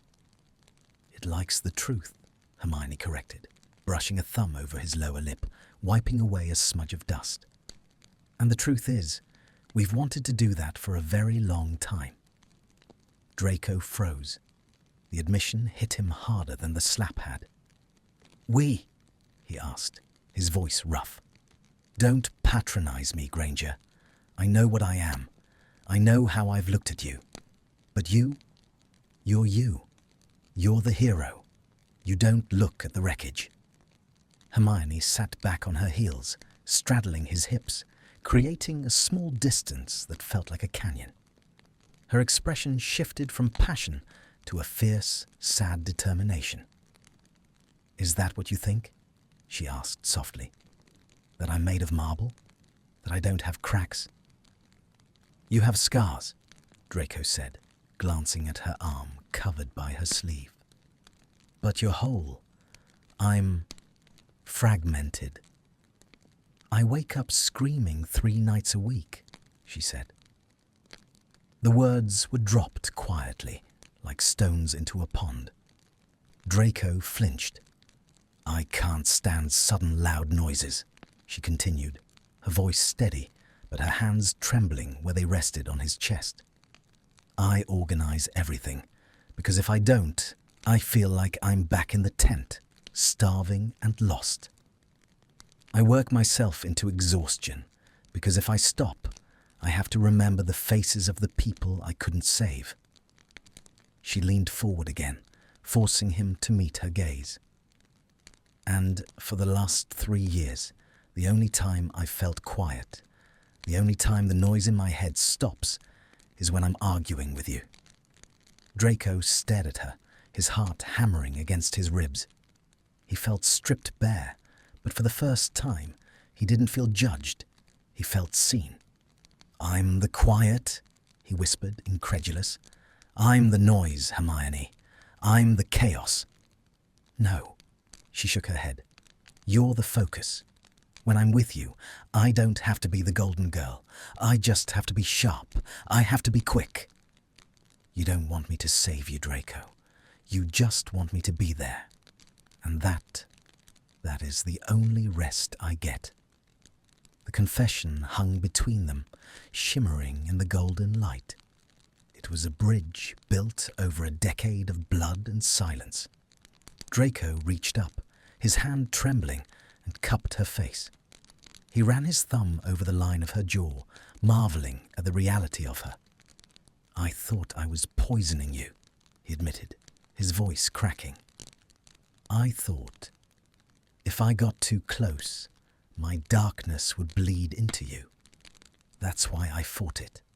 That's why I was so cruel.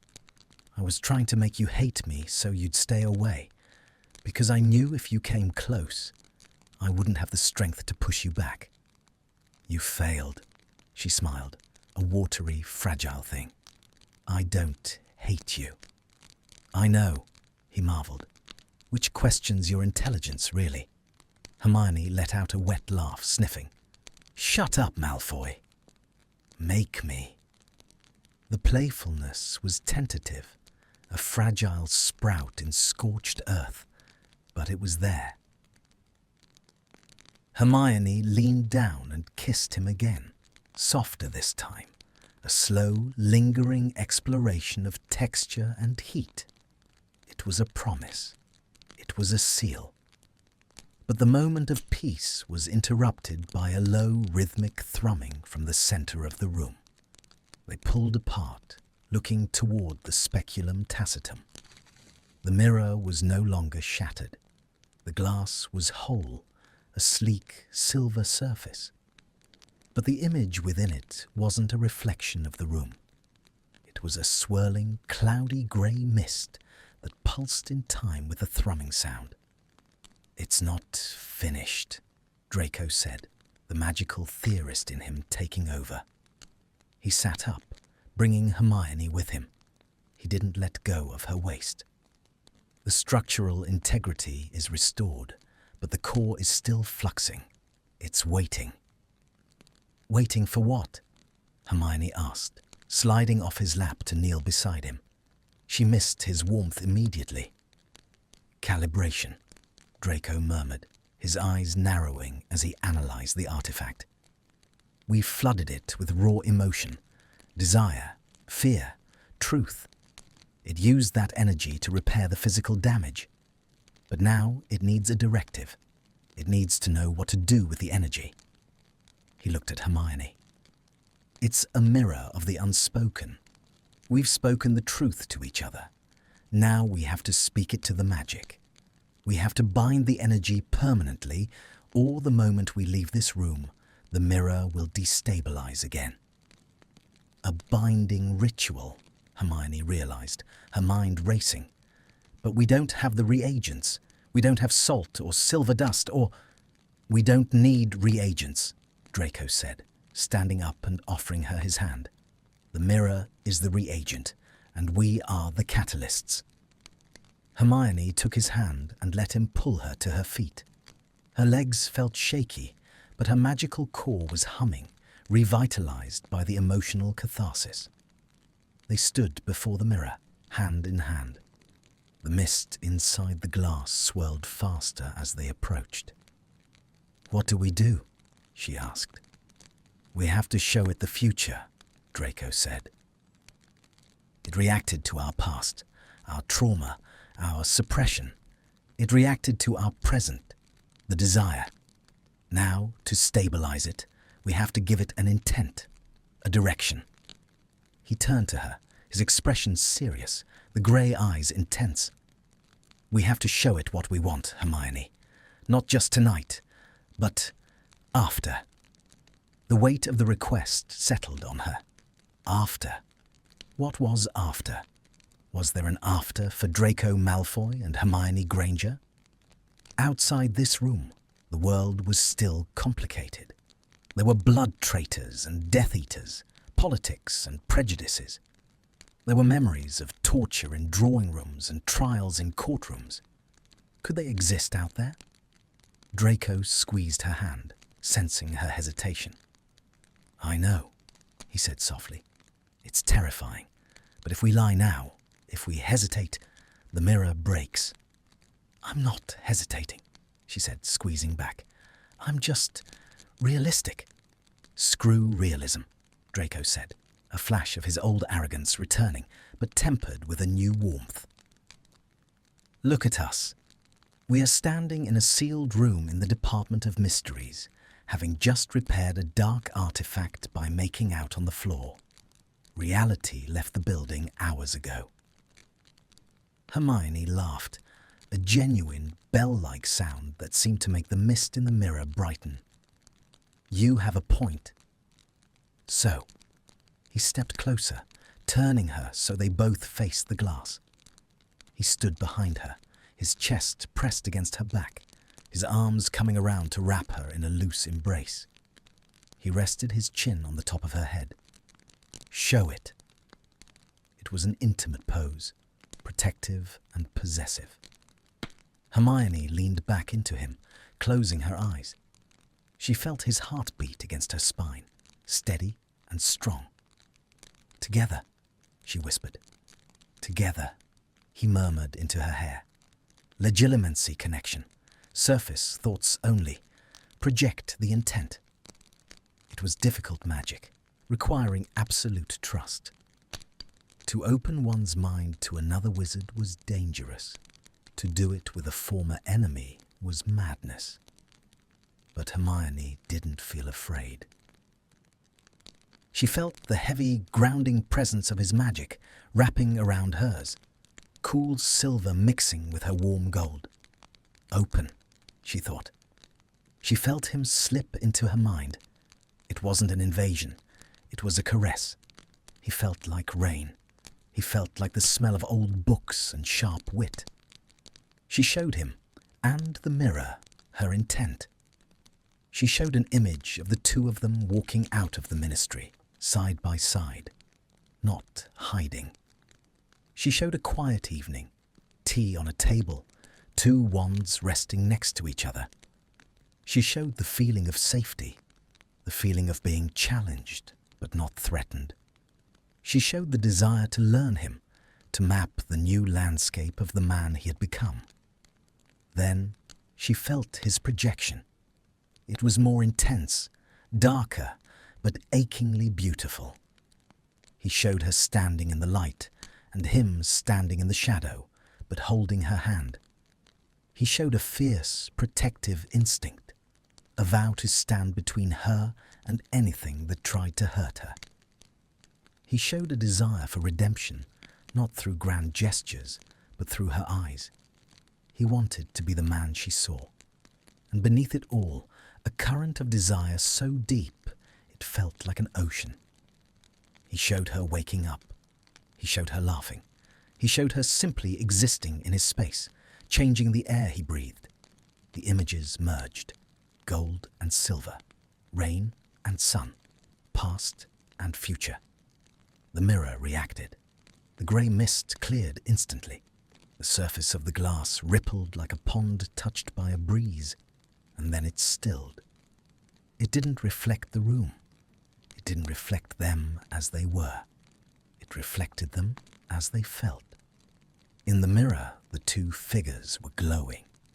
Their forms were indistinct, made of pure light, but they were intertwined so closely it was impossible to tell where one ended and the other began. The light wasn't chaotic or explosive. It was steady. It was a pillar of illumination that cut through the darkness. "It's stabilized," Draco whispered, his voice filled with awe.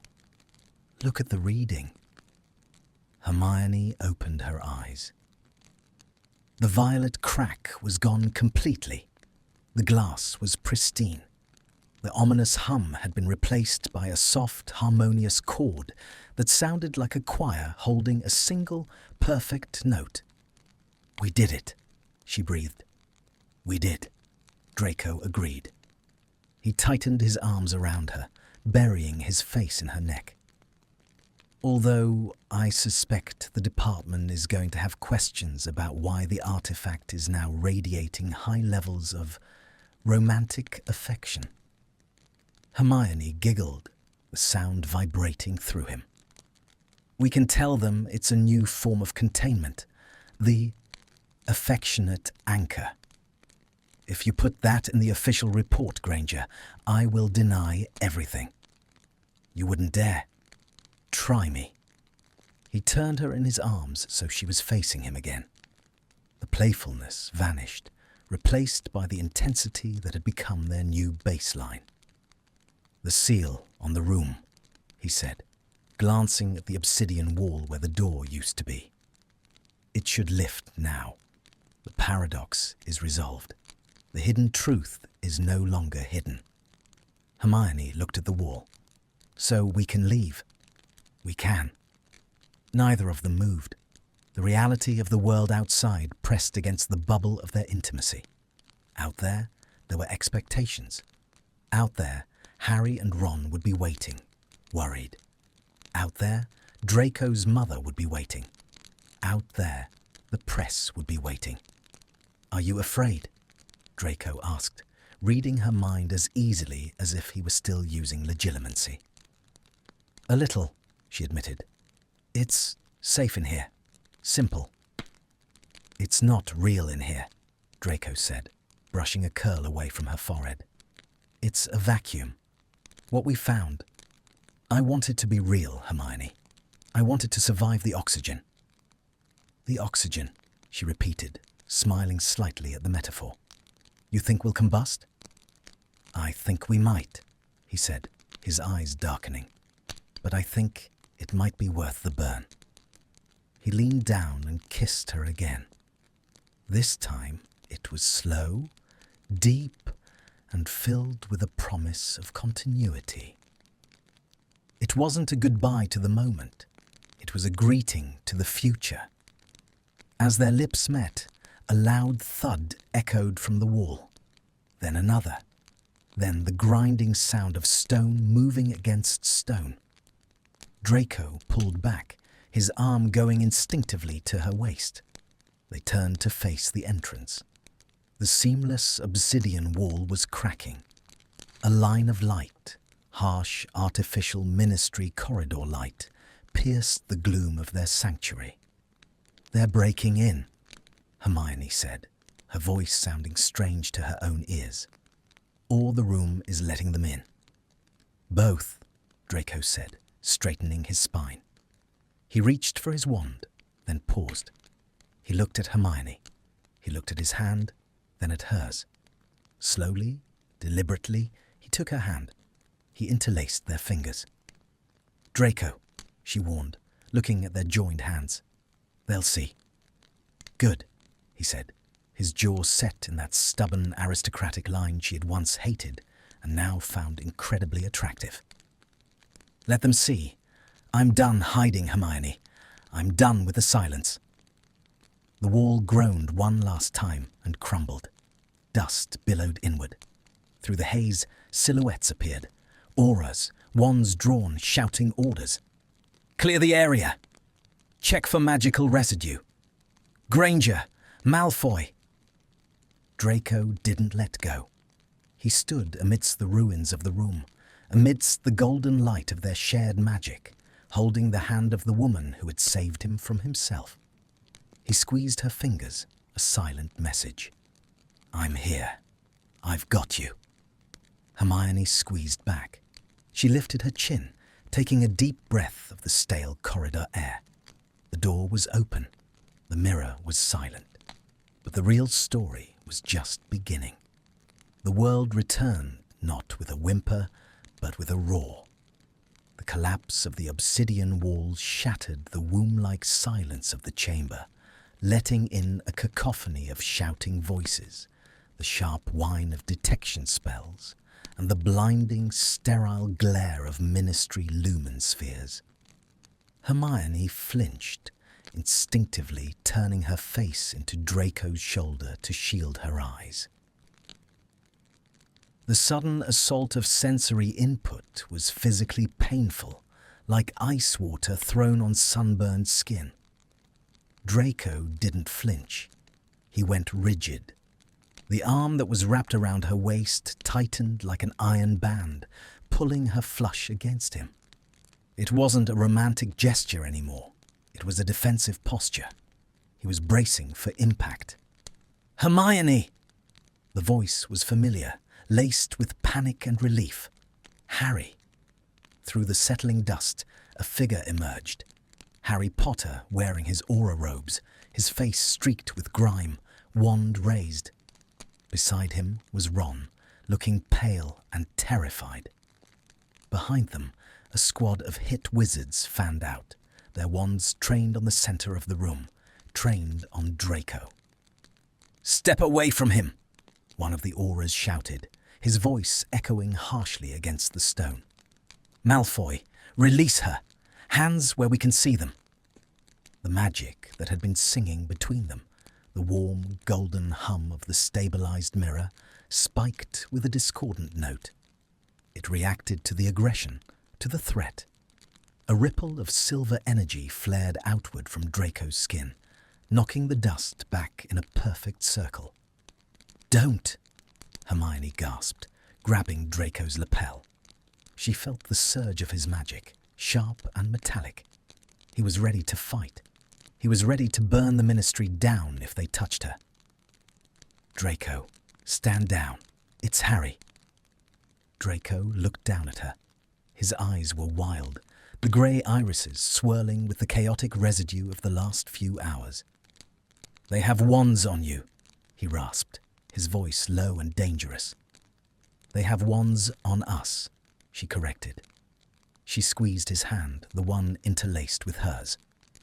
"Let me handle it. Just stay with me. Don't go back into your head." "Hermione!" Harry stepped closer, lowering his wand slowly, though his eyes darted suspiciously to Draco's hand gripping hers. "Are you hurt? Did the artifact—" "I'm fine, Harry," Hermione said, her voice sounding raspy, foreign to her own ears. It was the voice of a woman who had just lived a lifetime in a single afternoon.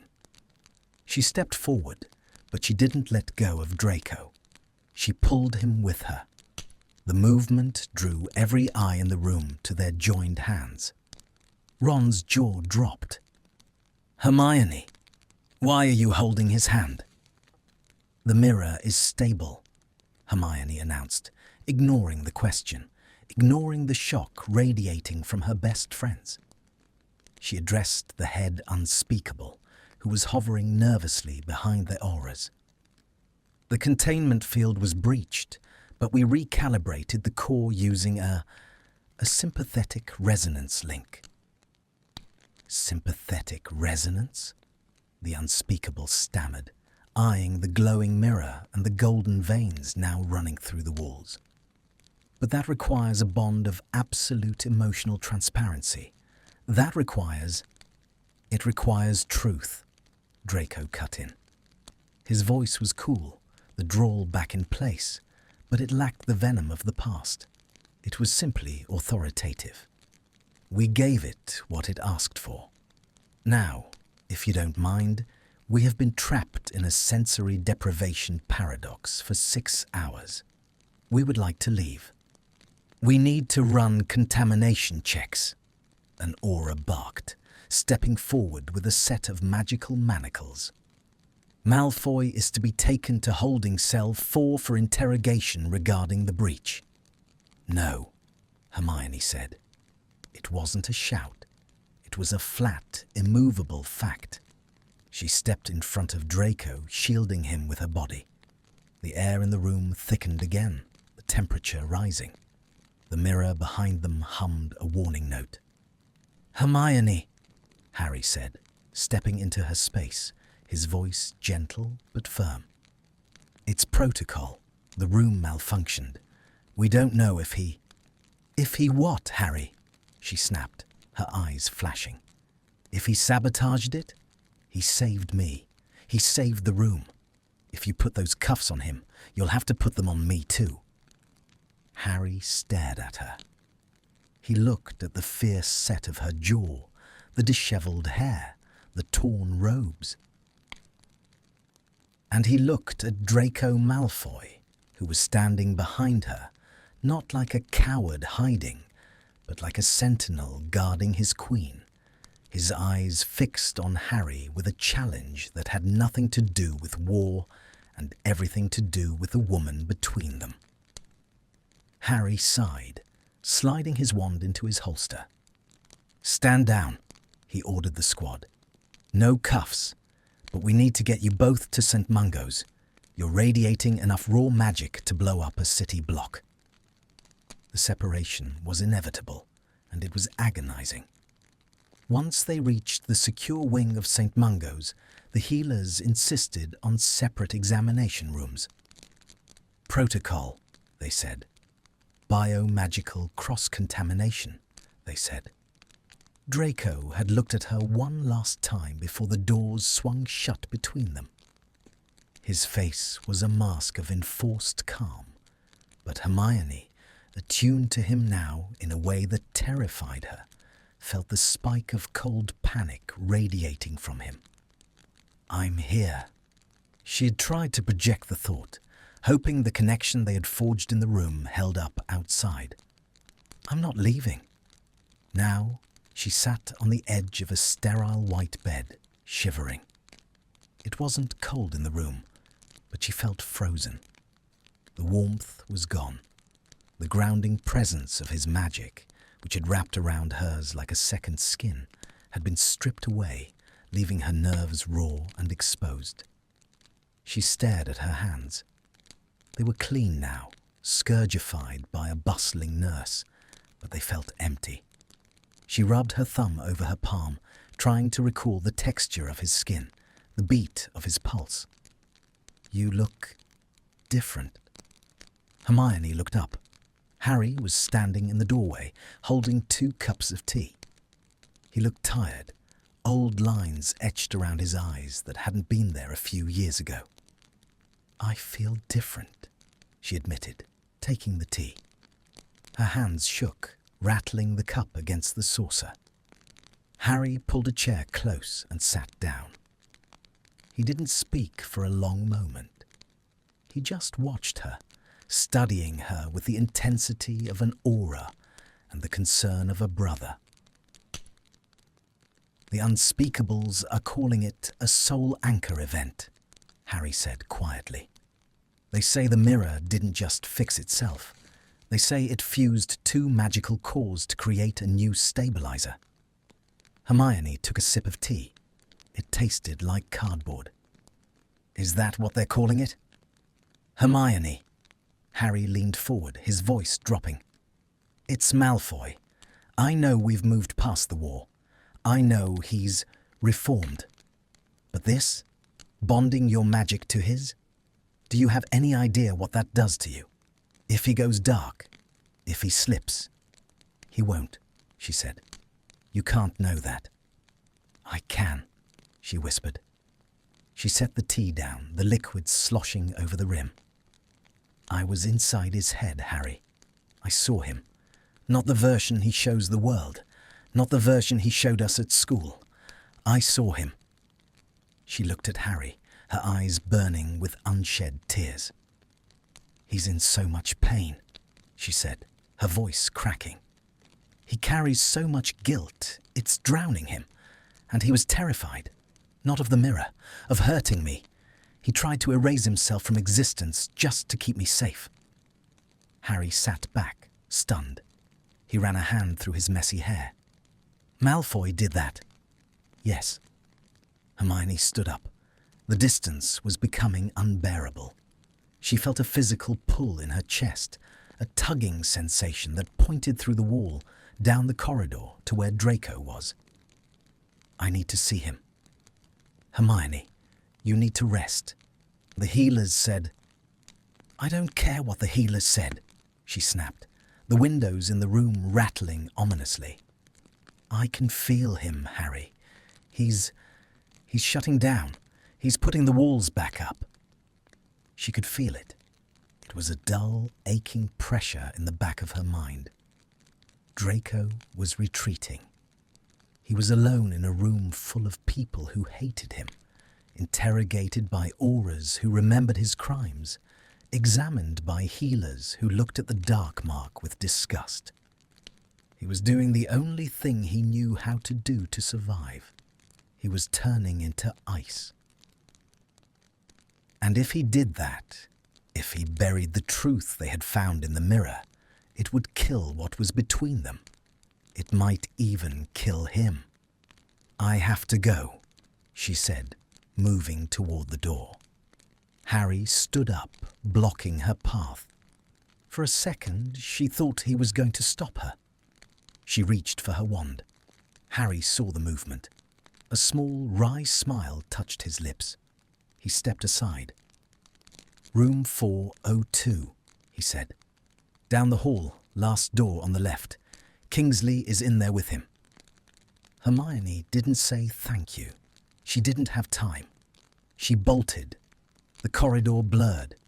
Hermione ignored the startled gasps of nurses as she sprinted past, her bare feet slapping against the cold linoleum.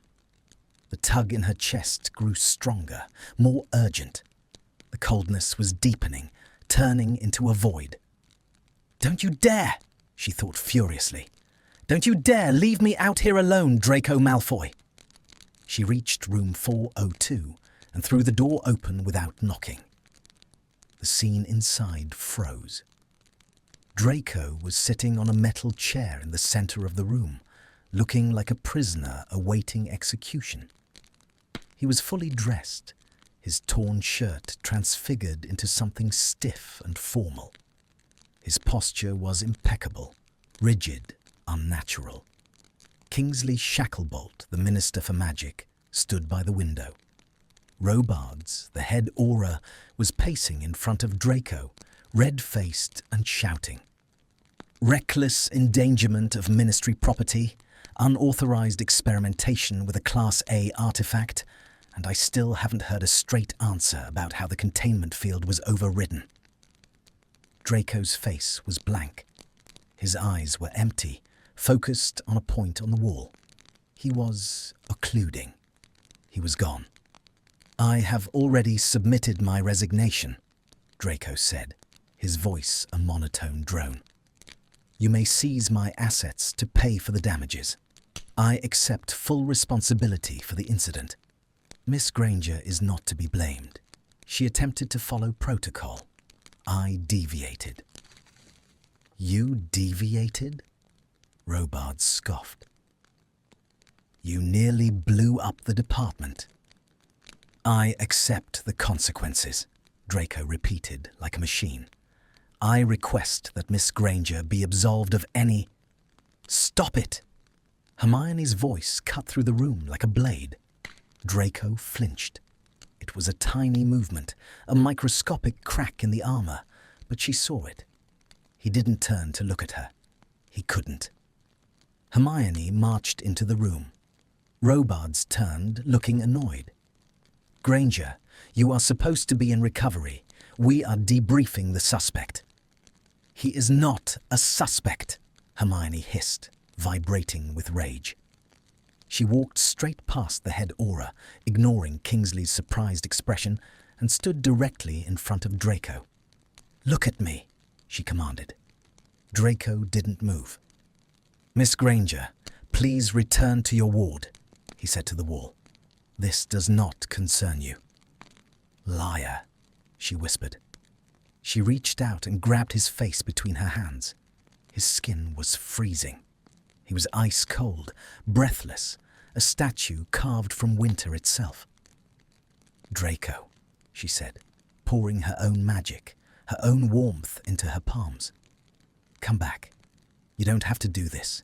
You don't have to be the villain for me." "It's better this way," he murmured, his lips barely moving. His eyes were still glazed, but the grey was fighting to surface. "Go away, Hermione. You're safe now. It's over." "It is not over," she said fiercely. "You promised. In the room. You showed me the future. You don't get to erase it just because people are watching." "They will destroy you," he choked out, the occlumency faltering. A flicker of panic crossed his eyes. "If you stand with me, they will tear you apart. I can't let that happen. I'm poison, remember?" "I'm immune," she countered. She didn't care about Kingsley. She didn't care about Robards. She didn't care that this would be on the front page of the Prophet by morning. She leaned down and kissed him. It It wasn't the frantic, hungry kiss of the mirror room. It was gentle. It was firm. It was acclaiming. She pressed her warmth against his cold, demanding he accept it. For a second, he remained rigid. Then, with a shattered sound that was half sob, half groan, he broke. His arms came up, wrapping around her waist, pulling her down. He buried his face in her stomach, holding on to her as if she were the only real thing in the universe. The ice shattered. The heat returned. The room fell silent. Hermione stroked his hair, her fingers tangling in the platinum strands. She looked up, over Draco's trembling shoulders, to meet Kingsley Shacklebolt's gaze. The minister was watching them with a thoughtful, unreadable expression. Robards looked like he had swallowed a pixie. He didn't deviate from protocol, Hermione said clearly, her hand resting protectively on the back of Draco's neck. We established a new one. The speculum tacitum required truth. We gave it truth. And what truth is that exactly? Robards sneered, gesturing to the two of them. Hermione looked down at Draco. He had lifted his head. His eyes were red-rimmed, exhausted, and unguarded. He looked at her with such naked devotion that it took her breath away. That we are stronger together than we are apart, Hermione said. She challenged the room with her gaze. Draco Malfoy is my partner, she declared, the weight of the words settling around them like a shield. In the lab, and in everything else. If you want his resignation, you'll have to take mine too. Draco's grip on her tightened, painful and desperate. Hermione, he whispered, a warning and a prayer. Think about what you're doing. I am. She smiled down at him, brushing a thumb over his cheekbone. I'm using logic, Malfoy. You balance my equation. I'm not letting you go. Kingsley Shacklebolt cleared his throat. The deep sound rumbled through the room. Well, the minister said, a slow smile spreading across his face. It seems the Department of Mysteries has stumbled upon a rather potent source of magic. It would be a shame to lose our two best researchers over a successful experiment. He looked at Robards. I think we can classify this as a field hazard resulting in necessary bonding. Don't you, Gawain? Robards grumbled, looking between the minister and the defiant witch holding the former Death Eater. Paperwork is going to be a nightmare, he muttered, holstering his wand. Fine, but if that mirror acts up again, it's on your heads. The auras filed out. Kingsley gave them a nod, his eyes twinkling slightly, and closed the door, leaving them alone. The silence returned. But this time, it wasn't the silence of a trap, nor the silence of a void. It was the quiet of a storm that had finally passed. Draco let out a long, shaky breath and rested his forehead against her stomach again. You are completely insane, he mumbled into her robes. You realize that, don't you? I've been told, Hermione replied, running her fingers through his hair. But I think you like it. I adore it, he whispered, the truth slipping out easily now, unburdened and free. I adore you. Hermione's heart soared. The cold of the world was still there, pressing against the windows, waiting in the whispers of the corridors. But here, in this room, with his arms around her and the hum of their magic settling into a steady, shared rhythm, she knew they would be warm enough to survive it. I know, she said softly. Now move over. This bed is small, but I'm not sitting on a chair. Draco huffed a laugh, a genuine sound of mirth, and shifted, making room for her. and as she settled beside him, fitting perfectly against his side, the last fracture in the mirror of their lives finally, truly healed. The hospital room was dark, save for the ambient glow of London leaking through the enchanted window pane, a bruised purple and hazy orange that painted long, shifting shadows across the sterile white sheets. The noise of the hospital had faded into the deep, rhythmic silence of the early morning hours, a time when the world seemed to hold its breath. Draco was awake. He suspected he might never sleep again, or at least not in the way he used to. Sleep had always been an escape, a black void where he didn't have to be Draco Malfoy. Now, the reality of being awake was infinitely better than any oblivion. He lay on his back, his body occupying the narrow space of the hospital bed with a rigid stillness that he was slowly, consciously trying to dismantle. Beside him, curled against his side like a question mark to his exclamation point, was Hermione. She was asleep. Her breathing was a soft, steady metronome against his ribs. One of her hands was resting flat over his heart, her fingers splayed as if to keep it inside his chest.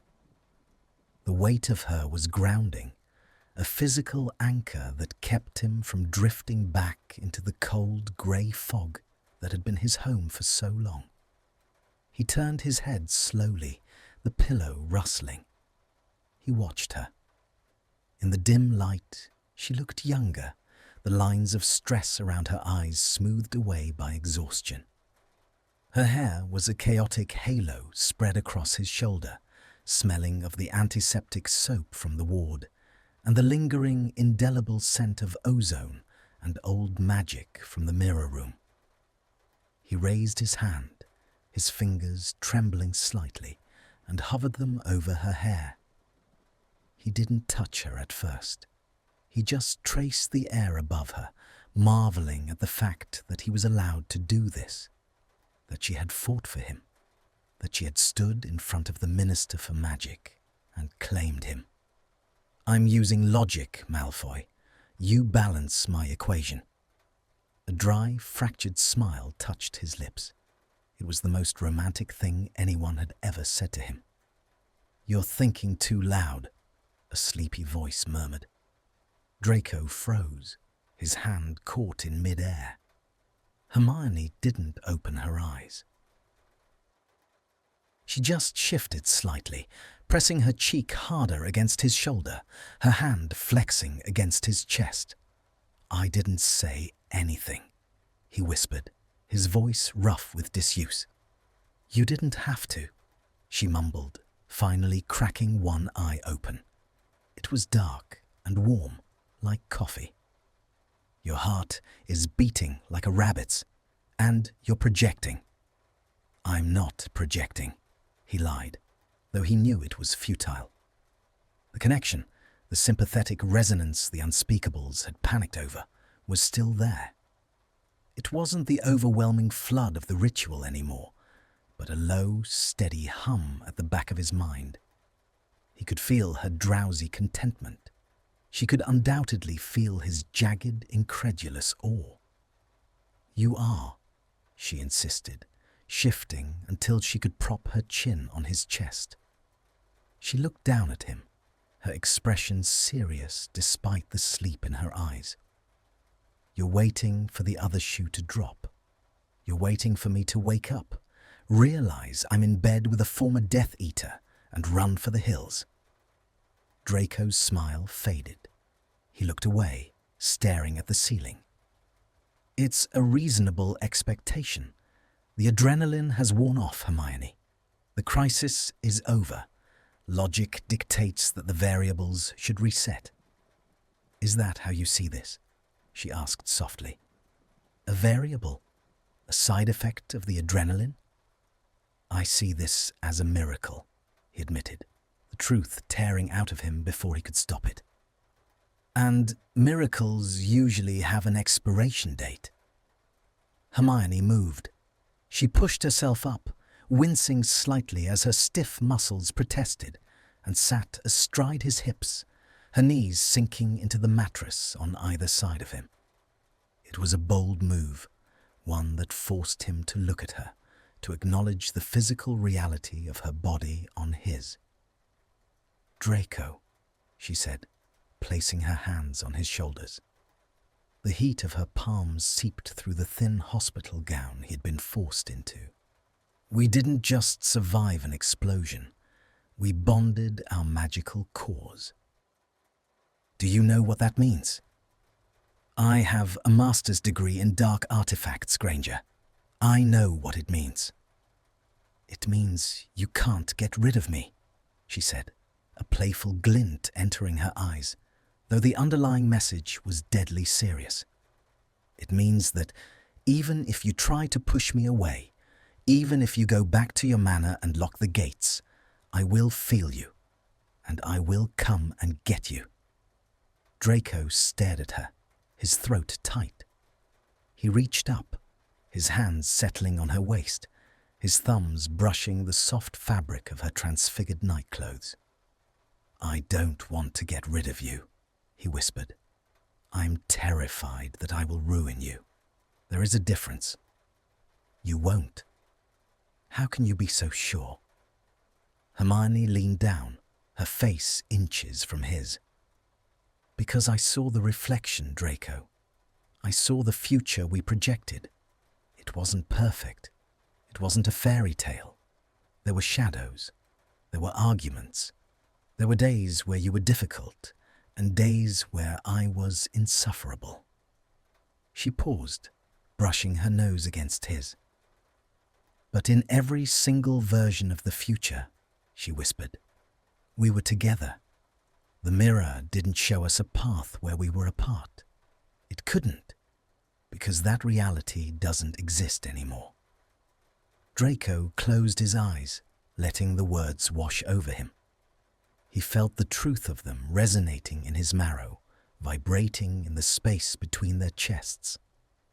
The speculum tacitum had demanded honesty, and it had given them clarity in return. "Okay," he breathed. "Okay." He opened his eyes and saw her smiling at him, a soft, private smile that he knew with sudden certainty belonged only to him. "Now," she said, shifting back down to curl into his side. "Go back to sleep. The healer said we need to replenish our magical reserves, and that requires rest." "Bossy," he murmured, his arm coming around her instinctively, pulling her closer. "Pragmatic," she corrected, yawning. Draco lay there for a long time, listening to her breathing, even out as she drifted back to sleep. He didn't sleep. He watched the sunrise. He watched the purple light in the window fade to a pale, watery grey, and then to a soft, hesitant gold. He watched the shadows retreat from the corners of the room. For the first time in his life, the coming of the light didn't feel like an exposure. It felt like a beginning. Discharge came 3 hours later, accompanied by a flurry of paperwork and a very stern lecture from the healer in charge about magical hygiene and avoiding emotional extremes for at least a week.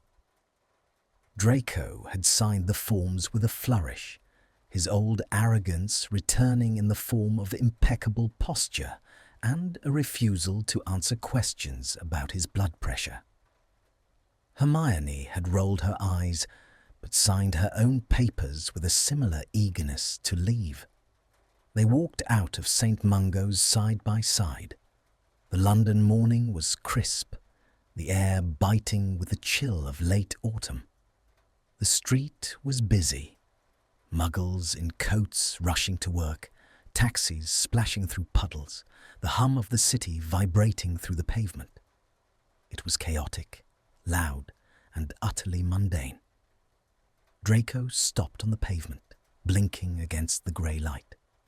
He wore his transfigured clothes, the black suit he had arrived in, now cleaned and mended by hospital charms, and his heavy wool cloak.